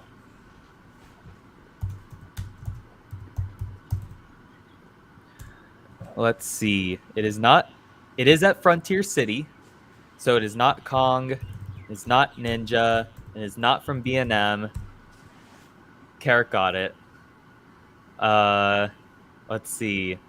It is not a spinning coaster, and it's not La Vibora. Was it Tony Hawk themed in the past? Not as Nope. far as I know. No. And Aggro got it. Someone got it. Aggro got it. It is Steel Lasso at Frontier City. Frontier Coasters was really close. But Yeah. no cigar. Alright, so I guess as far as scoreboards go, Aggro has technically already won. But which absolute mad lad. I mean, like, literally like the next Mr. Coal Roaster, because he's also stupidly good at this. I missed out on the trivia, so I guess that's what happens. Yep, exactly. I do have my next coaster. All right. I'll get mine real quick. It is a US coaster, and it is steel. So we have US steel coaster. It is not at a Six Flags park, and it is not defunct. So we have an operating US steel coaster. And it is a sit-down. So we do have US sit-down steel coaster that's currently operating. Not in Florida. No inversions. It is not on the East Coast. It is not over 100 feet. It is not in the Southeast. It's not in Ohio. It is on the West Coast. So we have a US West Coast coaster that is a sit-down coaster. A steel sit-down without any inversions that is under 100 feet. Yes, I would consider this a family coaster. And it is in California. It is not Sierra Sidewinder. So family steel sit-down coaster in California is what we have. It is not from Morgan, but it is from Mock Rides. Yep, it's not Ninja, it's not Matterhorn. It is not from Vekoma. It is not at Knott's Berry Farm. It is not Rewind Racers. It is not Gold Rusher. It is not Coast Rider. It is not the one you guessed, Jace. It is not Manta. Philip got it right. It is indeed Technic Coaster at Legoland, California. The Wild Mouse coaster. So Philip is officially on the board. And Jace, this will be the last one. So... All right. This also should be an interesting coaster. We'll see how difficult it is. But I do have it, so y'all can guess away. I guess it takes a little cooldown before we get stuff in the chat. It is not in the US. So again, we got for US people, an international coaster. It is not a wooden coaster. It is a steel coaster, and it is operating unless... Nope, it is operating. It is not in Asia. It is in Europe, so it wouldn't be Dorney Park. It's not in Africa. Europa? What do you mean by Europa? It is not a wind coaster. So far we got a European steel coaster. It is in Germany, so it wouldn't be in the UK. I guess so far we got German steel coaster. I don't know what other stuff people have said. It is at Europa Park. That's why I was a little questioning when you said Europa. But yeah, it is at Europa Park. It does not have inversions, but it is not Silver Star, not Blue Fire, not Sky Screamer. Is it in Rust? Rust, Germany, yes, it is, because it's at Europa Park, which is in Rust, so yes. It is not Alpenexpress. It's not Arthur. It's not Blue Fire. It's not Euromir. Oh, but I think Philip, I guess, technically got it. It is, unless someone said before. I don't think so. I don't think so. It is Eurosat, or technically Eurosat Can Coaster. Eurosat's good enough. Yeah, Eurosat's good enough. So yeah, Philip got that. Congratulations. Nice. So Philip with a late sort of comeback there with 2 straight points. Alrighty. In the Epcot Mall. Yep. That'll wrap it up. Aggro is the winner. Got 5 out of 8. Very impressive. But Philip got 2 points as well. And then Michael got a single point. So that is our Guess the Coaster game. And with that being said, we'll move on to our final segment before the final Q&A, which will be topics to discuss. So this will be topics that we kind of talk about. We got 3 things included, including a mini countdown that is very unique. But before we get into that, these topics are going to be topics that are more kind of questions or things for Jace. So, for those who don't know, both of us, we went to Six Flags Magic Mountain a little over a month ago. You can go onto Jace's channel, 808 Coaster Life. Both vlogs are uploaded along with the Twisted Colossus review. But with that being said, with the content out there now, I felt like I could ask you this. So, first question, what aspects of Six Flags Magic Mountain as a park surprised and or disappointed you the most? All right. So I guess we'll start with surprises. I'm going to say the ride lineup I was surprised with, because before going in, I thought like, oh, Six Flags has some good coasters, but they also have some filler, some like not so good rides. When I was there, I realized there's not really a bad coaster there. And I guess Carrick did mention that a lot to me too. There's not really a bad coaster at Magic Mountain, if you really think about it. I mean, yeah, there are some, I guess, not so good kiddie coasters. One I can't even ride. There's also some mid rides that could be better, but I mean, they don't have like a headbanger, no SLC. Even their aero loopers, really good. So yeah, I was thoroughly, or I didn't think I would actually be surprised by their coaster lineup, but I actually kind of was. And some of the rides there did surprise me too. I'd say the most notable surprises in terms of rides were Wonder Woman, Viper, and Apocalypse. Those probably surprised me the most. Another thing that surprised me were, for the most part, wait times were not too bad in the park. I mean, we went on Mother's Day. Yep. And Six Flags Magic Mountain, I'd say, is a pretty popular park, but none of the waits there, well, most of the waits at Magic Mountain for the 3 days we were there weren't very long. So that I was pleasantly surprised by, because I'm used to getting all the skip the line passes at like Disney, Knott's, Universal.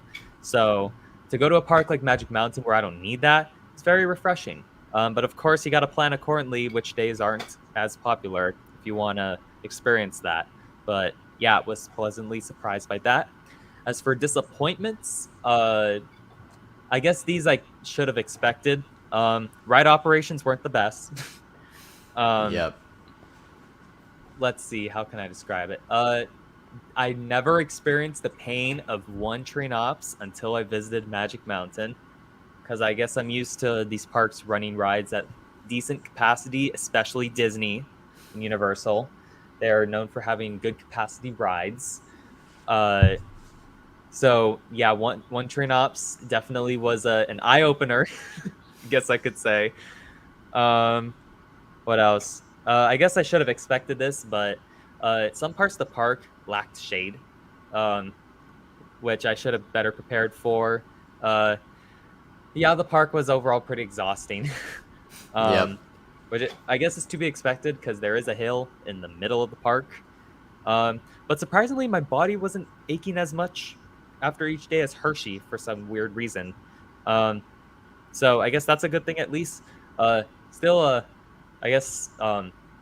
feat to do a lot of rides in one day. I will say that. But yeah, I guess those are my main takeaways from Magic Mountain. Alrighty. And yeah, I mean, we held up pretty well over the few days. I know for you, yeah, it was like, you're used to Disney, Universal, even not, even though the dispatches are usually slow, they generally tend to ride multiple trains. So Magic Mountain was kind of different in that way. But also some good things, like the coaster lineup is just really good all around. It's not even just the top coasters. It's like nothing there is truly bad, at least in our opinion. I know some people will disagree, but yeah, that also was a good one. So yeah. Next, I'm actually, I think, gonna...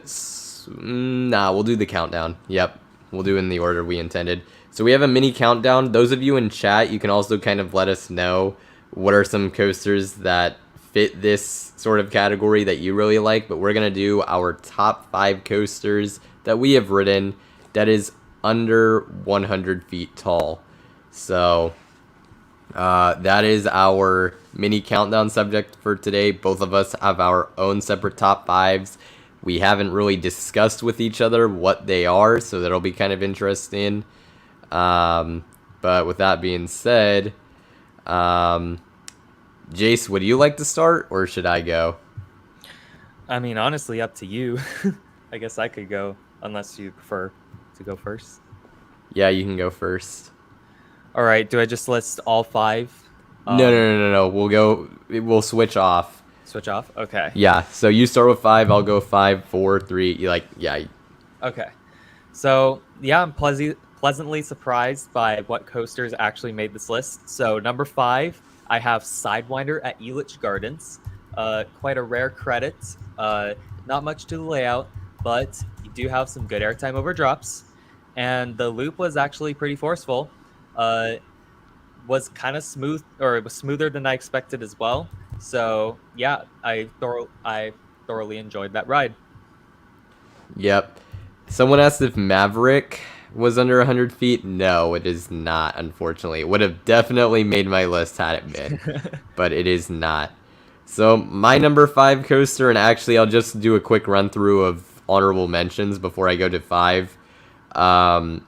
There were 5 coasters that I thoroughly liked that didn't make the list. Comet at Hershey Park, 84 feet tall, did not make the list. West Coast Racers, 67 feet tall, did not make the list. Apocalypse the Ride, 95 feet tall, did not make the list. Manta at SeaWorld San Diego, 54 feet tall, did not make the list. And the ride that actually inspired me to make this list, Kentucky Rumbler, was just the last one not to make it. That one is 96 feet tall. Also should mention that I excluded Medusa's Steel Coaster. Even though in some places it's listed as under, I have a hard time believing that's true, and there's differing statistics on that one in terms of how tall it actually is. So with that being said, my number 5 is going to be Mystery Mine at Dollywood, which has a height of 85.3 feet. I guess, I don't know why I pasted that in here. I won't paste the future stats because I don't have the other ones available. But for Mystery Mine, this coaster at Dollywood really surprised me. It ended up being my 3rd favorite coaster. Really good theming. You have the theme song in the beginning, and the indoor sections are actually really cool. And you get 2 beyond vertical drops, which is crazy, and the finale is really epic. Obviously, the middle section is not the greatest thing in the world, but I can look past it for everything else the ride offers. So Mystery Mine comes in at number 5. Jace, you're number 4. So I kind of realized that a coaster mentioned that I rode actually does qualify for the list that I didn't realize, but it slots in here pretty nicely. So Sidewinder is an honorable mention. Should I just briefly run through 5 and 4? No, you're good. So, all right. So what's your 5? My number 5, so above Sidewinder. My actual number 5 would be Space Mountain at Disneyland. Really fun ride overall. Like that it's dark. It definitely makes you feel faster than you're actually going. Really like the theming, the theme music. Kind of intense too in some sections, especially if you sit towards the back. So yeah, I definitely enjoy Space Mountain. For sure. So that is your number 5 officially. So Sidewinder was an honorable mention. I'll have you go again. What is your number 4? My number 4 is West Coast Racers at Six Flags Magic Mountain. It was overall a fun ride. You have some moments of airtime, some moments of whip. Wasn't maybe some moments of hang time too. Wasn't too intense, but that doesn't mean I didn't enjoy it. It was overall fun. Can definitely do without the comfort collars. That's at all possible. But I guess I should have expected that coming in. That high 5 element would have been better if it weren't for the comfort collars. But overall, decent ride. I like how long it is. Yep, I can respect that. So West Coast Racers there. I see some people in chat. Storm Chaser is exactly 100 feet, so it would have made my list. It did, but it's not, and Lightning Run's also too tall. So, um, yeah, those two are too tall. So, but for me, my number 4 is the coaster that I love this thing to death. I don't know if I'll get back to it this year. I really want to though. And that is Giant Dipper at Santa Cruz Beach Boardwalk. Yes, I just love me this classic wooden coaster. I mean, it's so awesome. I mean, it really is. Almost 100 years old. It's gonna turn 100 next year, which is absolutely fantastic. It's running amazing. It combines really incredible lateral moments and strong airtime moments. The beginning is really unique, the classic vibe of the ride with the queue and the train whistle and everything. It's just a fantastic ride, amazing setting too. I think this coaster is definitely, if you're doing a NorCal trip, find a way to get to this park. This park is awesome, and this coaster is also really good. Probably one of the absolute best classic woodies you're ever gonna find. So, Giant Dipper at Santa Cruz Beach Boardwalk is my number 4. Jace, your number 3.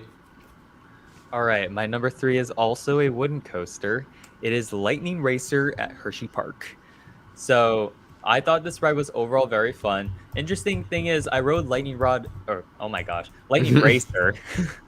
Wish it was Lightning Rod.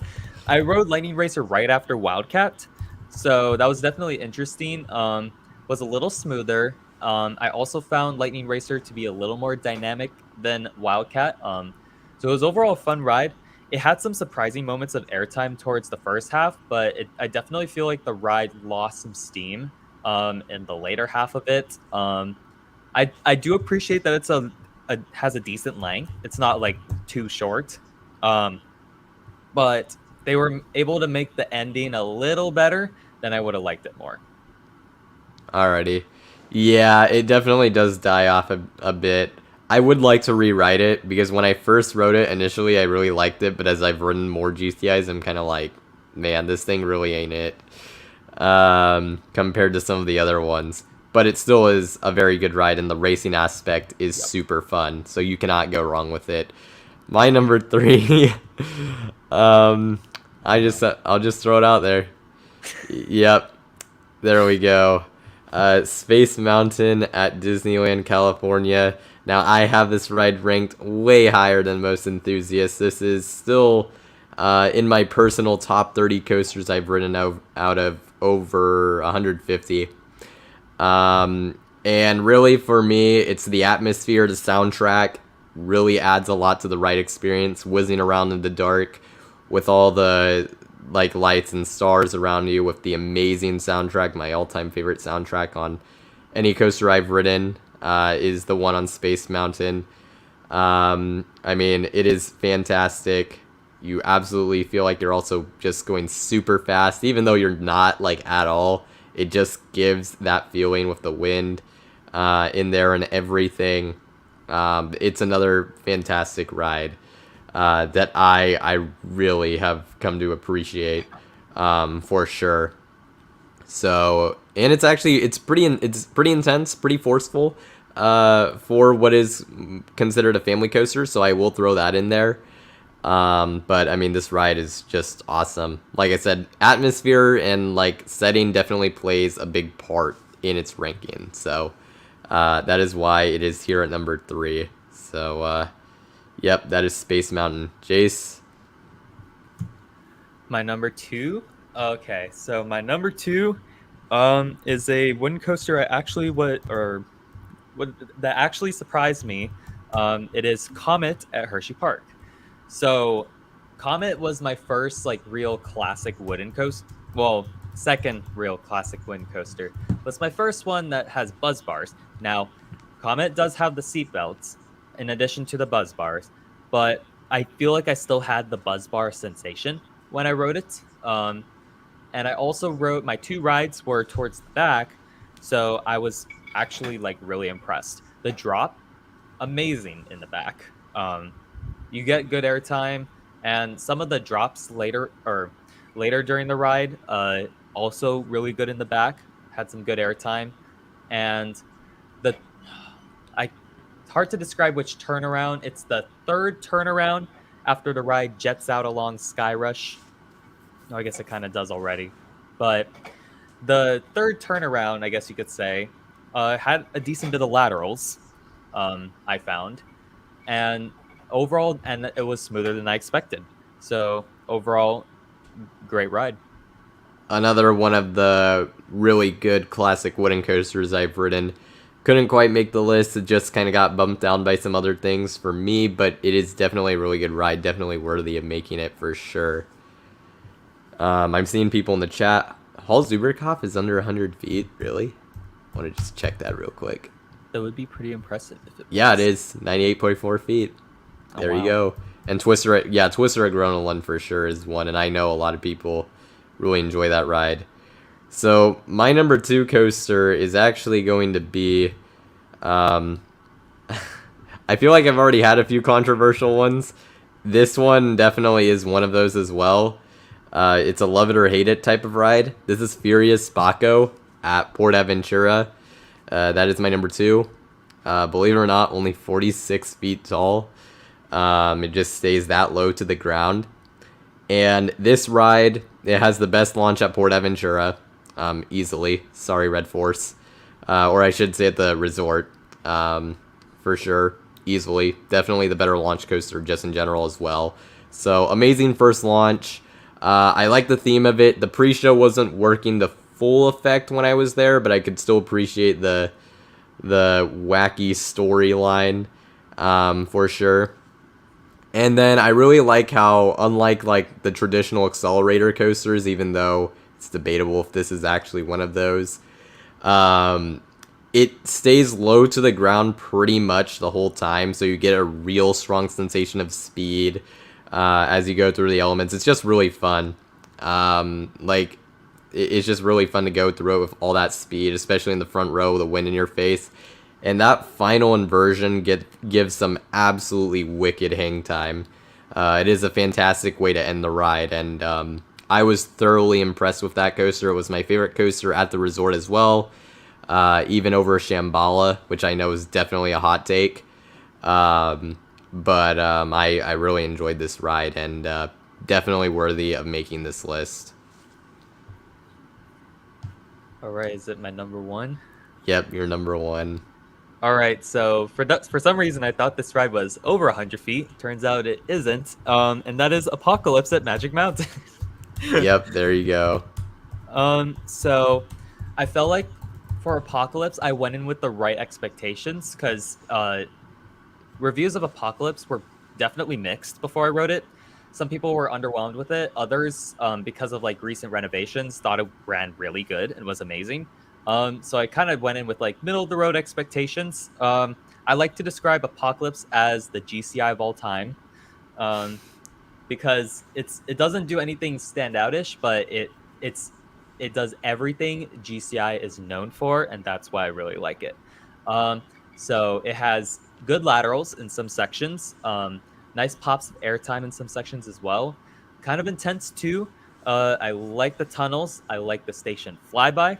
And even the second half, which people said was overall forceless, I didn't realize that section actually had laterals. So that actually surprised me. So yeah, overall, I think I definitely enjoyed Apocalypse. Plus, we were able to ride that ride twice in a row without getting off the train because no one was in line. So that was always fun. Yeah, I will say Apocalypse on our trip, it was definitely running really well. It did grow on me, so I can certainly respect that. And I mean, for being under 100 feet tall, really good ride for sure. You cannot argue with that. With that being said, I actually also have a wooden coaster as my number 1 for this, but a little bit of a different flavor. This is Raven at Holiday World. So yes, this is my number 1. It is. I know it has the drop. Actually, let's see. I just want to 100% make sure that this is good. Yes. So, yep, the drop is 85 feet. So, I have confirmed it. I just realized I posted the height on here accidentally, but there we go. So this ride, it's the most tame wooden coaster at Holiday World, but it's still nuts. I mean, especially the fifth drop on this ride is insane. The other airtime moments also deliver, but obviously that fifth drop is the highlight. One of the most legendary coaster elements on any coaster, period. And then the part that like always surprises me when I get on it is the final twister section. I mean, it's pretty rough now, so it probably adds to the craziness. But honestly, I could tolerate it. It was pretty fun. The ending twister section of Raven is honestly one of the craziest parts of any coaster at Holiday World. I mean, the laterals on it and how quickly you're going through it once it warms up. It is just insane. You are just on an absolute mad dash. It's awesome. I mean, it is my least favorite of the three Woodies at Holiday World, but it's still a phenomenal ride. And it does place still in my top 25 overall. It is a fantastic wooden coaster. So that is the Raven at Holiday World. And that will wrap it up for our mini countdown. Hope you enjoyed that. And we'll move on to our final section, which is, or final, not section, but final topic, which relates also to our Magic Mountain trip and is another question for Jace. So, you rode your first two RMC coasters at Magic Mountain, Twisted Colossus and Wonder Woman Golden Lasso Coaster. So, what are your thoughts on the company and their iBox and Raptor models? All right, so yeah, I've always anticipated RMCs as being these like amazing rides, and yeah, I can confirm they're amazing rides. First thing, I think the layouts are very well designed, as in super dynamic.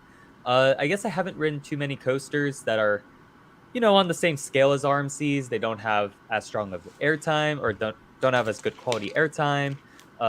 Inversions are like basic, your basic inversions, not like the kind of inversions RMC likes to put on their coasters. Hello, mother. There you go. What else? So yeah, I really like the layouts. I also like that Raptors and hybrids, I notice they have different personalities. So Raptors they feel like really good steel coasters, and so what steel coasters tend to happen is the elements come right after each other. There aren't really breaks on the Raptor coasters. So like right after you go to the drop, you go to the Raven dive. Right after that is the airtime hill, the stall. Elements come straight at you, nonstop. While with the hybrid coasters, I found that they combine aspects of wooden coasters and steel coasters. So wooden coasters like to have bunny hops. RMCs or RMC hybrids, they have a lot of bunny hops. Well, I guess it depends on the hybrid, but most of them do. Uh, Inversions definitely come from steel coasters, and so is ejector airtime, I guess. But Twisted Colossus also has some decent lateral moments, which I would say also comes from wooden coasters, which I really like that. I think it's cool that the hybrids are kind of combining the best of wooden coaster design and steel coaster design. And so that's why I really enjoy those RMCs. The trains were better than I expected for both, or the trains and restraints were better than I expected for both the Raptors and the hybrids. I thought the RMC Raptor trains would kind of staple me. I like to call those the seatbelt vests, but they actually were like much better than I expected. Very comfortable. Yeah, my feet were in a little bit of an awkward position, but I guess I can't really dock that. And then the Twisted Colossus trains, I guess the only real ride I rode with shin guards before that was Coast Rider. It's a very low bar to beat. So, yeah, I was thoroughly impressed with the trains as well. They definitely show signs of a new coaster manufacturer, the trains. I guess because they have an industrial design, or they have an industrial design to them. So the hybrid coaster trains, I noticed they don't have a lot of padding on the sides.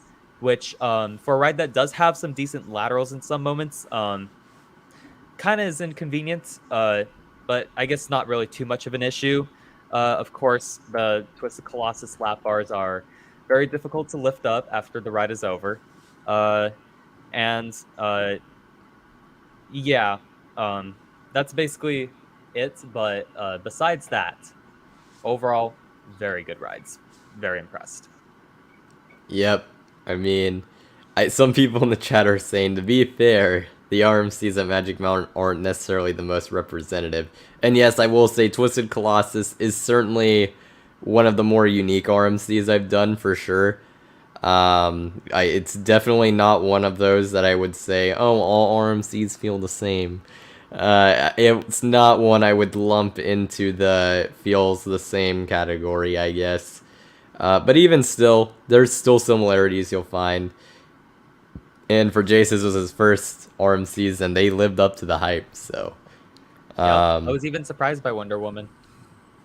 Yep. And I mean, and even Wonder Woman, I mean, if larger scale raptors become more and more common, which I think we'll probably see a few more of those, then yeah, I mean, it's yes, about what the other ones give. Obviously, yes, I can confirm, having ridden both. The smaller and larger ones are very different experiences, but I mean, the larger ones, yeah, if they could, the smaller ones, I really wish Railblazer they would put the same trains on it. They're not, but that'd be nice. So, good answer there, for sure. Alrighty, with that being said, that'll lead us into our final Q&A. 2.5 hours is about what this was. Alright, so final Q&A. Any questions you have, let us know in the chat. My brother mentions Mickey D's, McDonald's. Yep. McDougal's. Yes. Let's see. Joker for you is one of the more unique RMC yeah, I really appreciate the first drop on the ride, and the inversions on it are actually like quite good, which I can appreciate, because with some other RMCs it's kind of like they're real filler elements. On Joker they're actually like standout elements, so I'll give them that for sure. For that one. Yep. I think we need more single rail Raptors across the US. Yes, there's just some troubleshooting that has been needed to get done over the last few years. Hopefully the issues with them can get figured out, or have been figured out. Wonder Woman seemed to have run pretty well and hasn't had too many issues from what I've heard, so it seems like that's a good sign there. I don't know if it's a good thing or a bad thing, but Wonder Woman also never had too long of a wait, which I guess it's good because the ride doesn't have as much capacity, but it could also be a little concerning. Well, compared to the other rides at Magic Mountain, it probably had as good, if not better, capacity, considering some were running one train. Goliath. There's that as well. But anyways. Oh boy. Worst roller coaster at Cedar Point. So you have not been, but do you have a prediction one? Prediction. Corkscrew. That would be my prediction. Cedar Creek Pine Ride. That ride sucks so bad. It's horrible. I don't know. Some people are like, what? That ride's fine. I'm like, no. In my experience, it was absolutely awful. Like, the worst mine train I've ever done. It doesn't do hardly anything, and it just beat the heck out of me. The transitions are also like, I mean, it's an arrow, so it's not going to be great, but on that one specifically, they're just really bad. I think maybe if I decided to ride toward the back for some reason, maybe if I rode toward the front, it would have been fine, but it was bad. I actually thought Corkscrew was fine. I actually thought Corkscrew was okay. It had a pretty good airtime moment, and the corkscrews were actually like not that rough. The vertical loop was brutal, but everything else was okay. Let's see. Do we think that Mr. Six could make a return, Jace? I think you should check out the vlog if you haven't already. That's a fantastic answer, yes. That's all I'll say. Yeah, I think that's pretty good. In all seriousness, maybe. Well, I don't know. Probably not, because the character kind of was like controversial back in the day and people thought it was creepy. So Six Flags probably isn't going to go that route, but I mean, I would like them to, but especially with like what Salim wants, I don't think Mr. Six fits in the picture, unfortunately. I'd love to be wrong though, so I hope so. Specifically the second vlog, the longer one. Yep. Oh yeah, for the segment that he's referring to, watch the second vlog. Watch both of them if you haven't already. A lot of they came out really well, and great job to Jace for making those for sure. Already, the problem is it's so hard to say because like we don't know how the spinning or drifting is gonna work on the multi-dimension coaster, and like I've seen No Limits recreations. It just depends on the spinning and rotating is really gonna make or break where this goes for me, and also the theming on top of that. So it's so hard to say. I like kind of looking at it from a perspective of where would it rank in California, because that's a lot easier for me to kind of think about than say in overall. But if this ride really delivers, I think at absolute worst, if this ride like delivers to like max potential, spinning is good, and makes every ride feel different, and the layout and elements hit as hard as it looks like they can, I think this for sure can be a top 5 coaster in California at worst, if not even top 3, if it delivers on that high of a level. So, yep. Jace? Yeah, I think it could possibly rank, or if I were to ride it now, it could possibly rank in my top 5 coasters I've ridden overall, which I guess isn't saying too much, but yeah, that would mean the ride is very good. Actually, I'm gonna backtrack on. I forgot. I was thinking of X2 and Twisted Colossus. I forgot Ghost Rider. I'll say top 4. I don't know. That top 3 is so good. I have a hard time seeing this thing cracking through that. But outside of that, do I think it could be better than every other coaster in California? If it delivers, yeah, I think so. Thoughts on Falcon's flight? We talked about this earlier, so, or I mentioned it. Jace, your thoughts on this? If it actually opens, it would be really cool. I don't think I would ride it anytime soon. That's why I'm not too excited for it. But I mean, if it happens, I would be surprised. I'll just say that. I mean, I guess it is already happening because it's under construction, but you know, there's a lot more to go. At this point, I feel like there's a pretty good chance it gets built. The only thing is we don't really know what the layout looks like still, because it's not gonna look like what it looked like in the animation. Like it literally cannot look like that, because the elements on that ride based off the animation would kill you. And I've seen more realistic approaches to how the layout would look like, and I'm just gonna say, for all the hype that's out there, if they reveal the layout that I think this could end up looking like, people are gonna be very disappointed. Like, the talk of this being the best coaster in the world, like, by a mile, it's not gonna be there.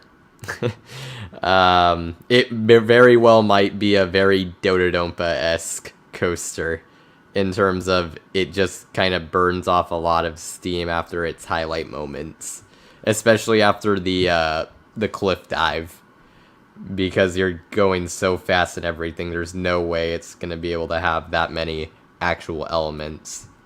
So, we'll if the see. coaster was actually gonna be like its animation, I would be very concerned for Intamin. Yeah, that would literally be death right there. Yeah, for sure. Texas Wonder Woman feels like it's aged 20 years since opening. Well, they're putting the new trains on it next year, so maybe that'll help a little bit. Um, but we'll see. I'm a little bummed that they're closing it so early in July. I probably wasn't gonna go there, but I don't know. It's just a long time, like from July to probably October or something like that. That's a long time for that to be closed. So, but they got to do what they got to do. So, we'll see how it goes. Worst roller coaster at Kings Island. Do you have a guess for this one also, Jace? Oh gosh. Oh, what was it? Flying Ace aerial chase. Good get. That's a good prediction. I did not ride that coaster, so I cannot say anything. However, of the coasters I rode at Kings Island, so let me pull it up. So just to mention the ones that I did not ride, I did not ride Great Pumpkin Coaster, Flying Ace Aerial Chase, Bat, because unfortunately that was it was down because it like had derailed earlier in the year, the minor derailment, and so it was still closed because of that. And I also missed out on Invertigo because I was just a little too scared of boomerangs because it was a little soon after my like absolute horrid Discovery Kingdom experience, and my trip was gonna last a long time, so I couldn't afford taking a risk and getting a migraine like what happened with Discovery Kingdom's Boomerang. So out of the ones I rode, my least favorite was actually Flight of Fear, which actually that was a super disappointing coaster. I was like, it's indoors, it's a launch coaster. I'm like, this could be a sleeper hit, and it definitely was not. Like the launch was pretty good, I guess.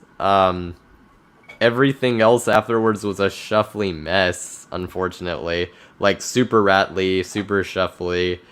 I wanted to like it, and it has a decent atmosphere. It's like I like the indoor parts of it, and I like kind of the atmosphere of it, and the kind of the theming.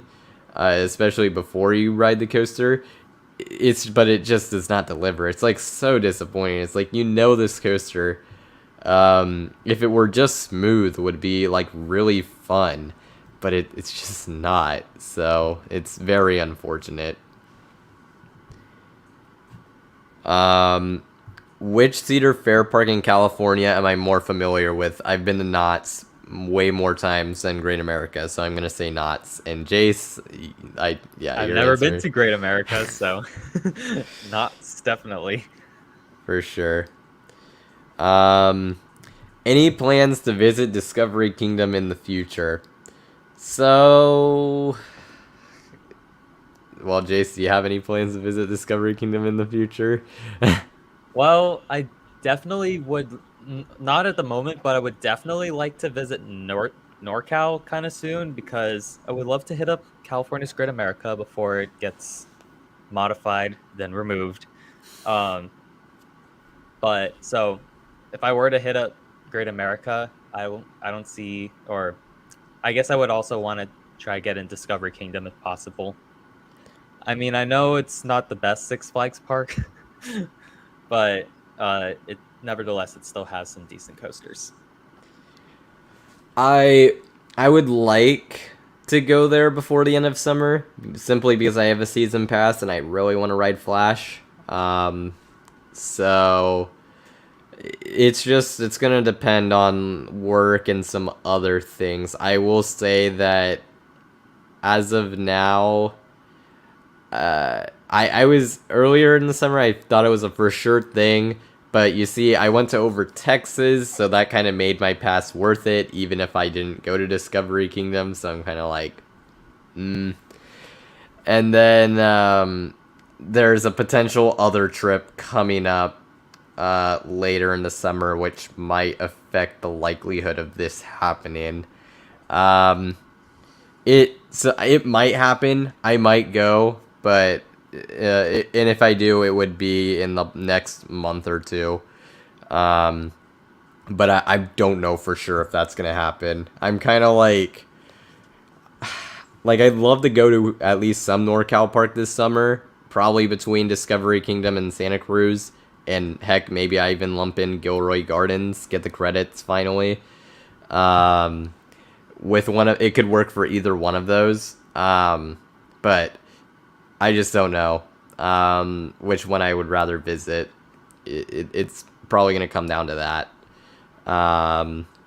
If I end up doing a NorCal like little day trip basically, but we'll see. Great America, probably not. Reason being is I have a friend who honestly we probably would have went there this summer had he not been like going to a different country during this summer.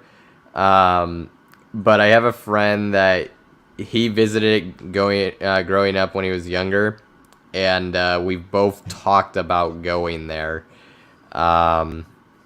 Also, so in that case, already right off the bat, that already makes it like I know I'm gonna visit it at some point with him.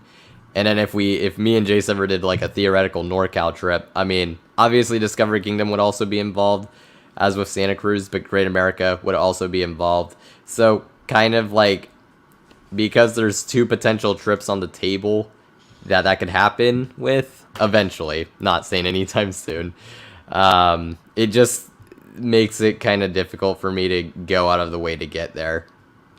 Whereas Discovery Kingdom and Santa Cruz, those are a lot less defined, basically. So, yeah.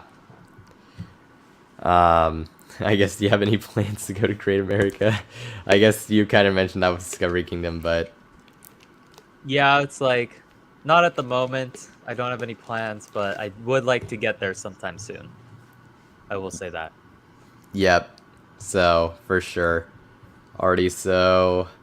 It's 47. I'll give it, like, 3 more minutes, and if there's any other questions, this is your last opportunity to ask, and if not, then we will end the stream at around what is 10:50 p.m. Eastern time. So, any last questions, let us know. Could be a little slow for content in the next week or so, because I am getting absolutely booked for work for 4th of July. Actually, I don't even think I've mentioned it on the channel. I guess I can at this point. I don't think I'll get in trouble for it. As I say that, apparently I'm being told the schedule changes just got texted to me. So I don't know how accurate that is anymore. But with that being said, I'm currently working as a cashier at my local Wild Water Park, Wild Waters Adventure Park, which is the local water park here. And so we're having a very busy week next week. Don't know that I even mentioned that on the channel beforehand, but we'll do that. Any more random... Oh, wait, there's a question that came. Best and worst operations at a park. Jace, go first. Oh, that's pretty easy. Disney best, Magic Mountain worst. Yep, there you go. I'm going to stick the same one for the best with Disney.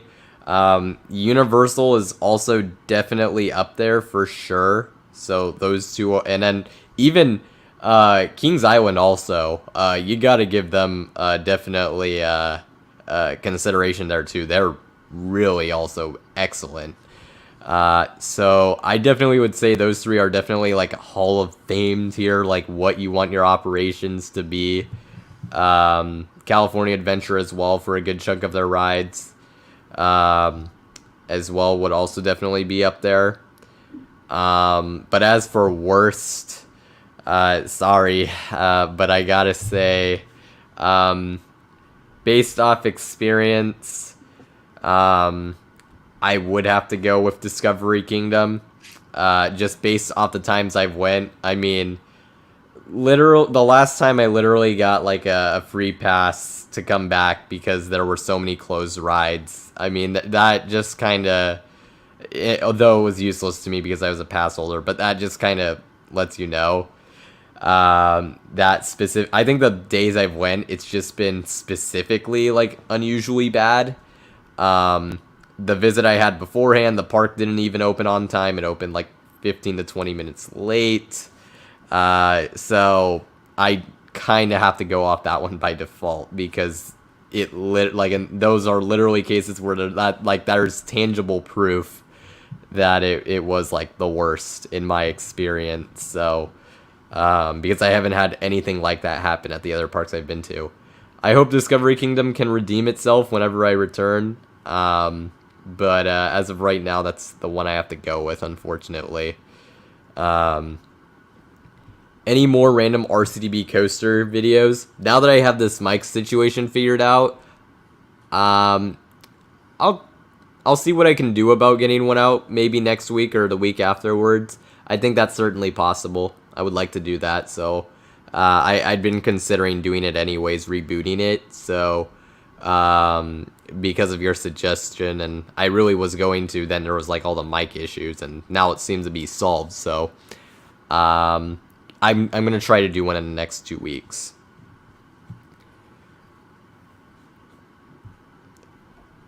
Let's see.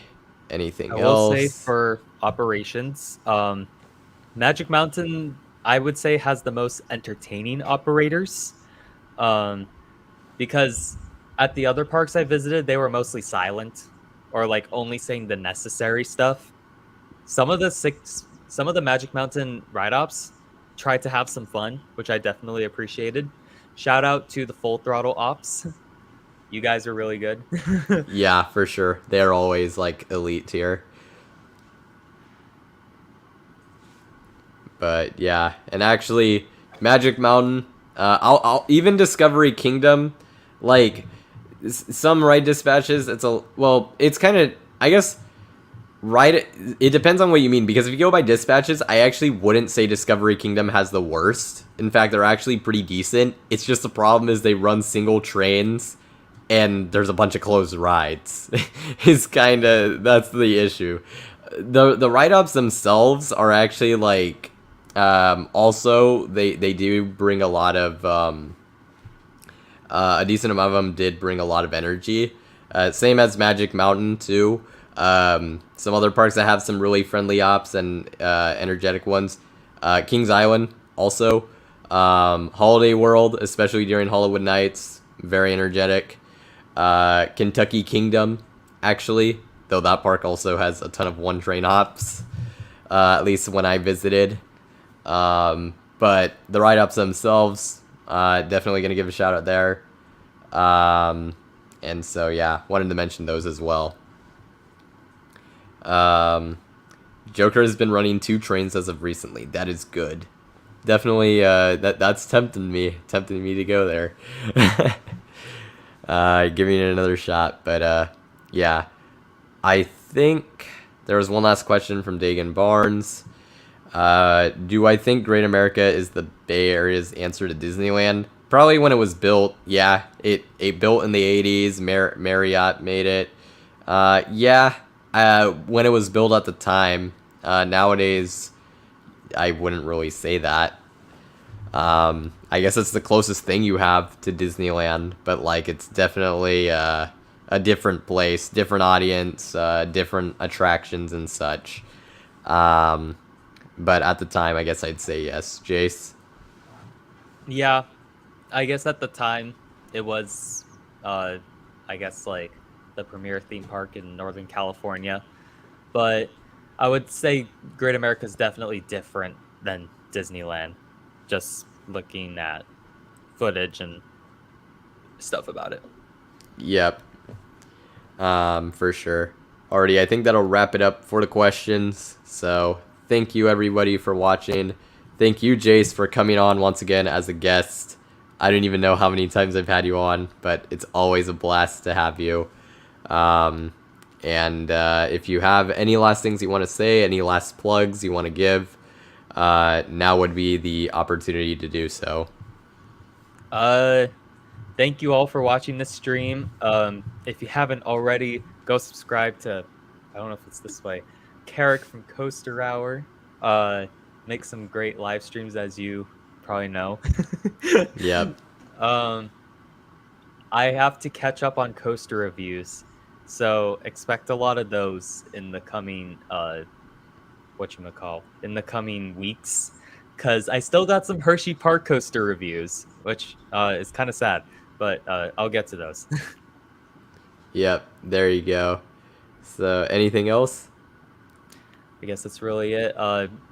Consider subscribing to my channel if you haven't yet. And yeah, that's really it. Alrighty, so for everyone who's watching, in the description, I have the link to Jace's channel, 808 Coaster Life. Make sure to check it out. If you haven't seen the 2 vlogs, they're awesome. They're great. Make sure to check them out. The 2 Magic Mountain vlogs. I'm also in it as well. We do some fun stuff, trivia, games, and then the thing he referenced earlier in relation to the Mr. 6 question. So a lot to look forward to there. And then he also released his Twisted Colossus review. Make sure to check that out for sure. With all that being said, thank you all for watching, and I will see you all next time here on Coaster Hour. See you guys.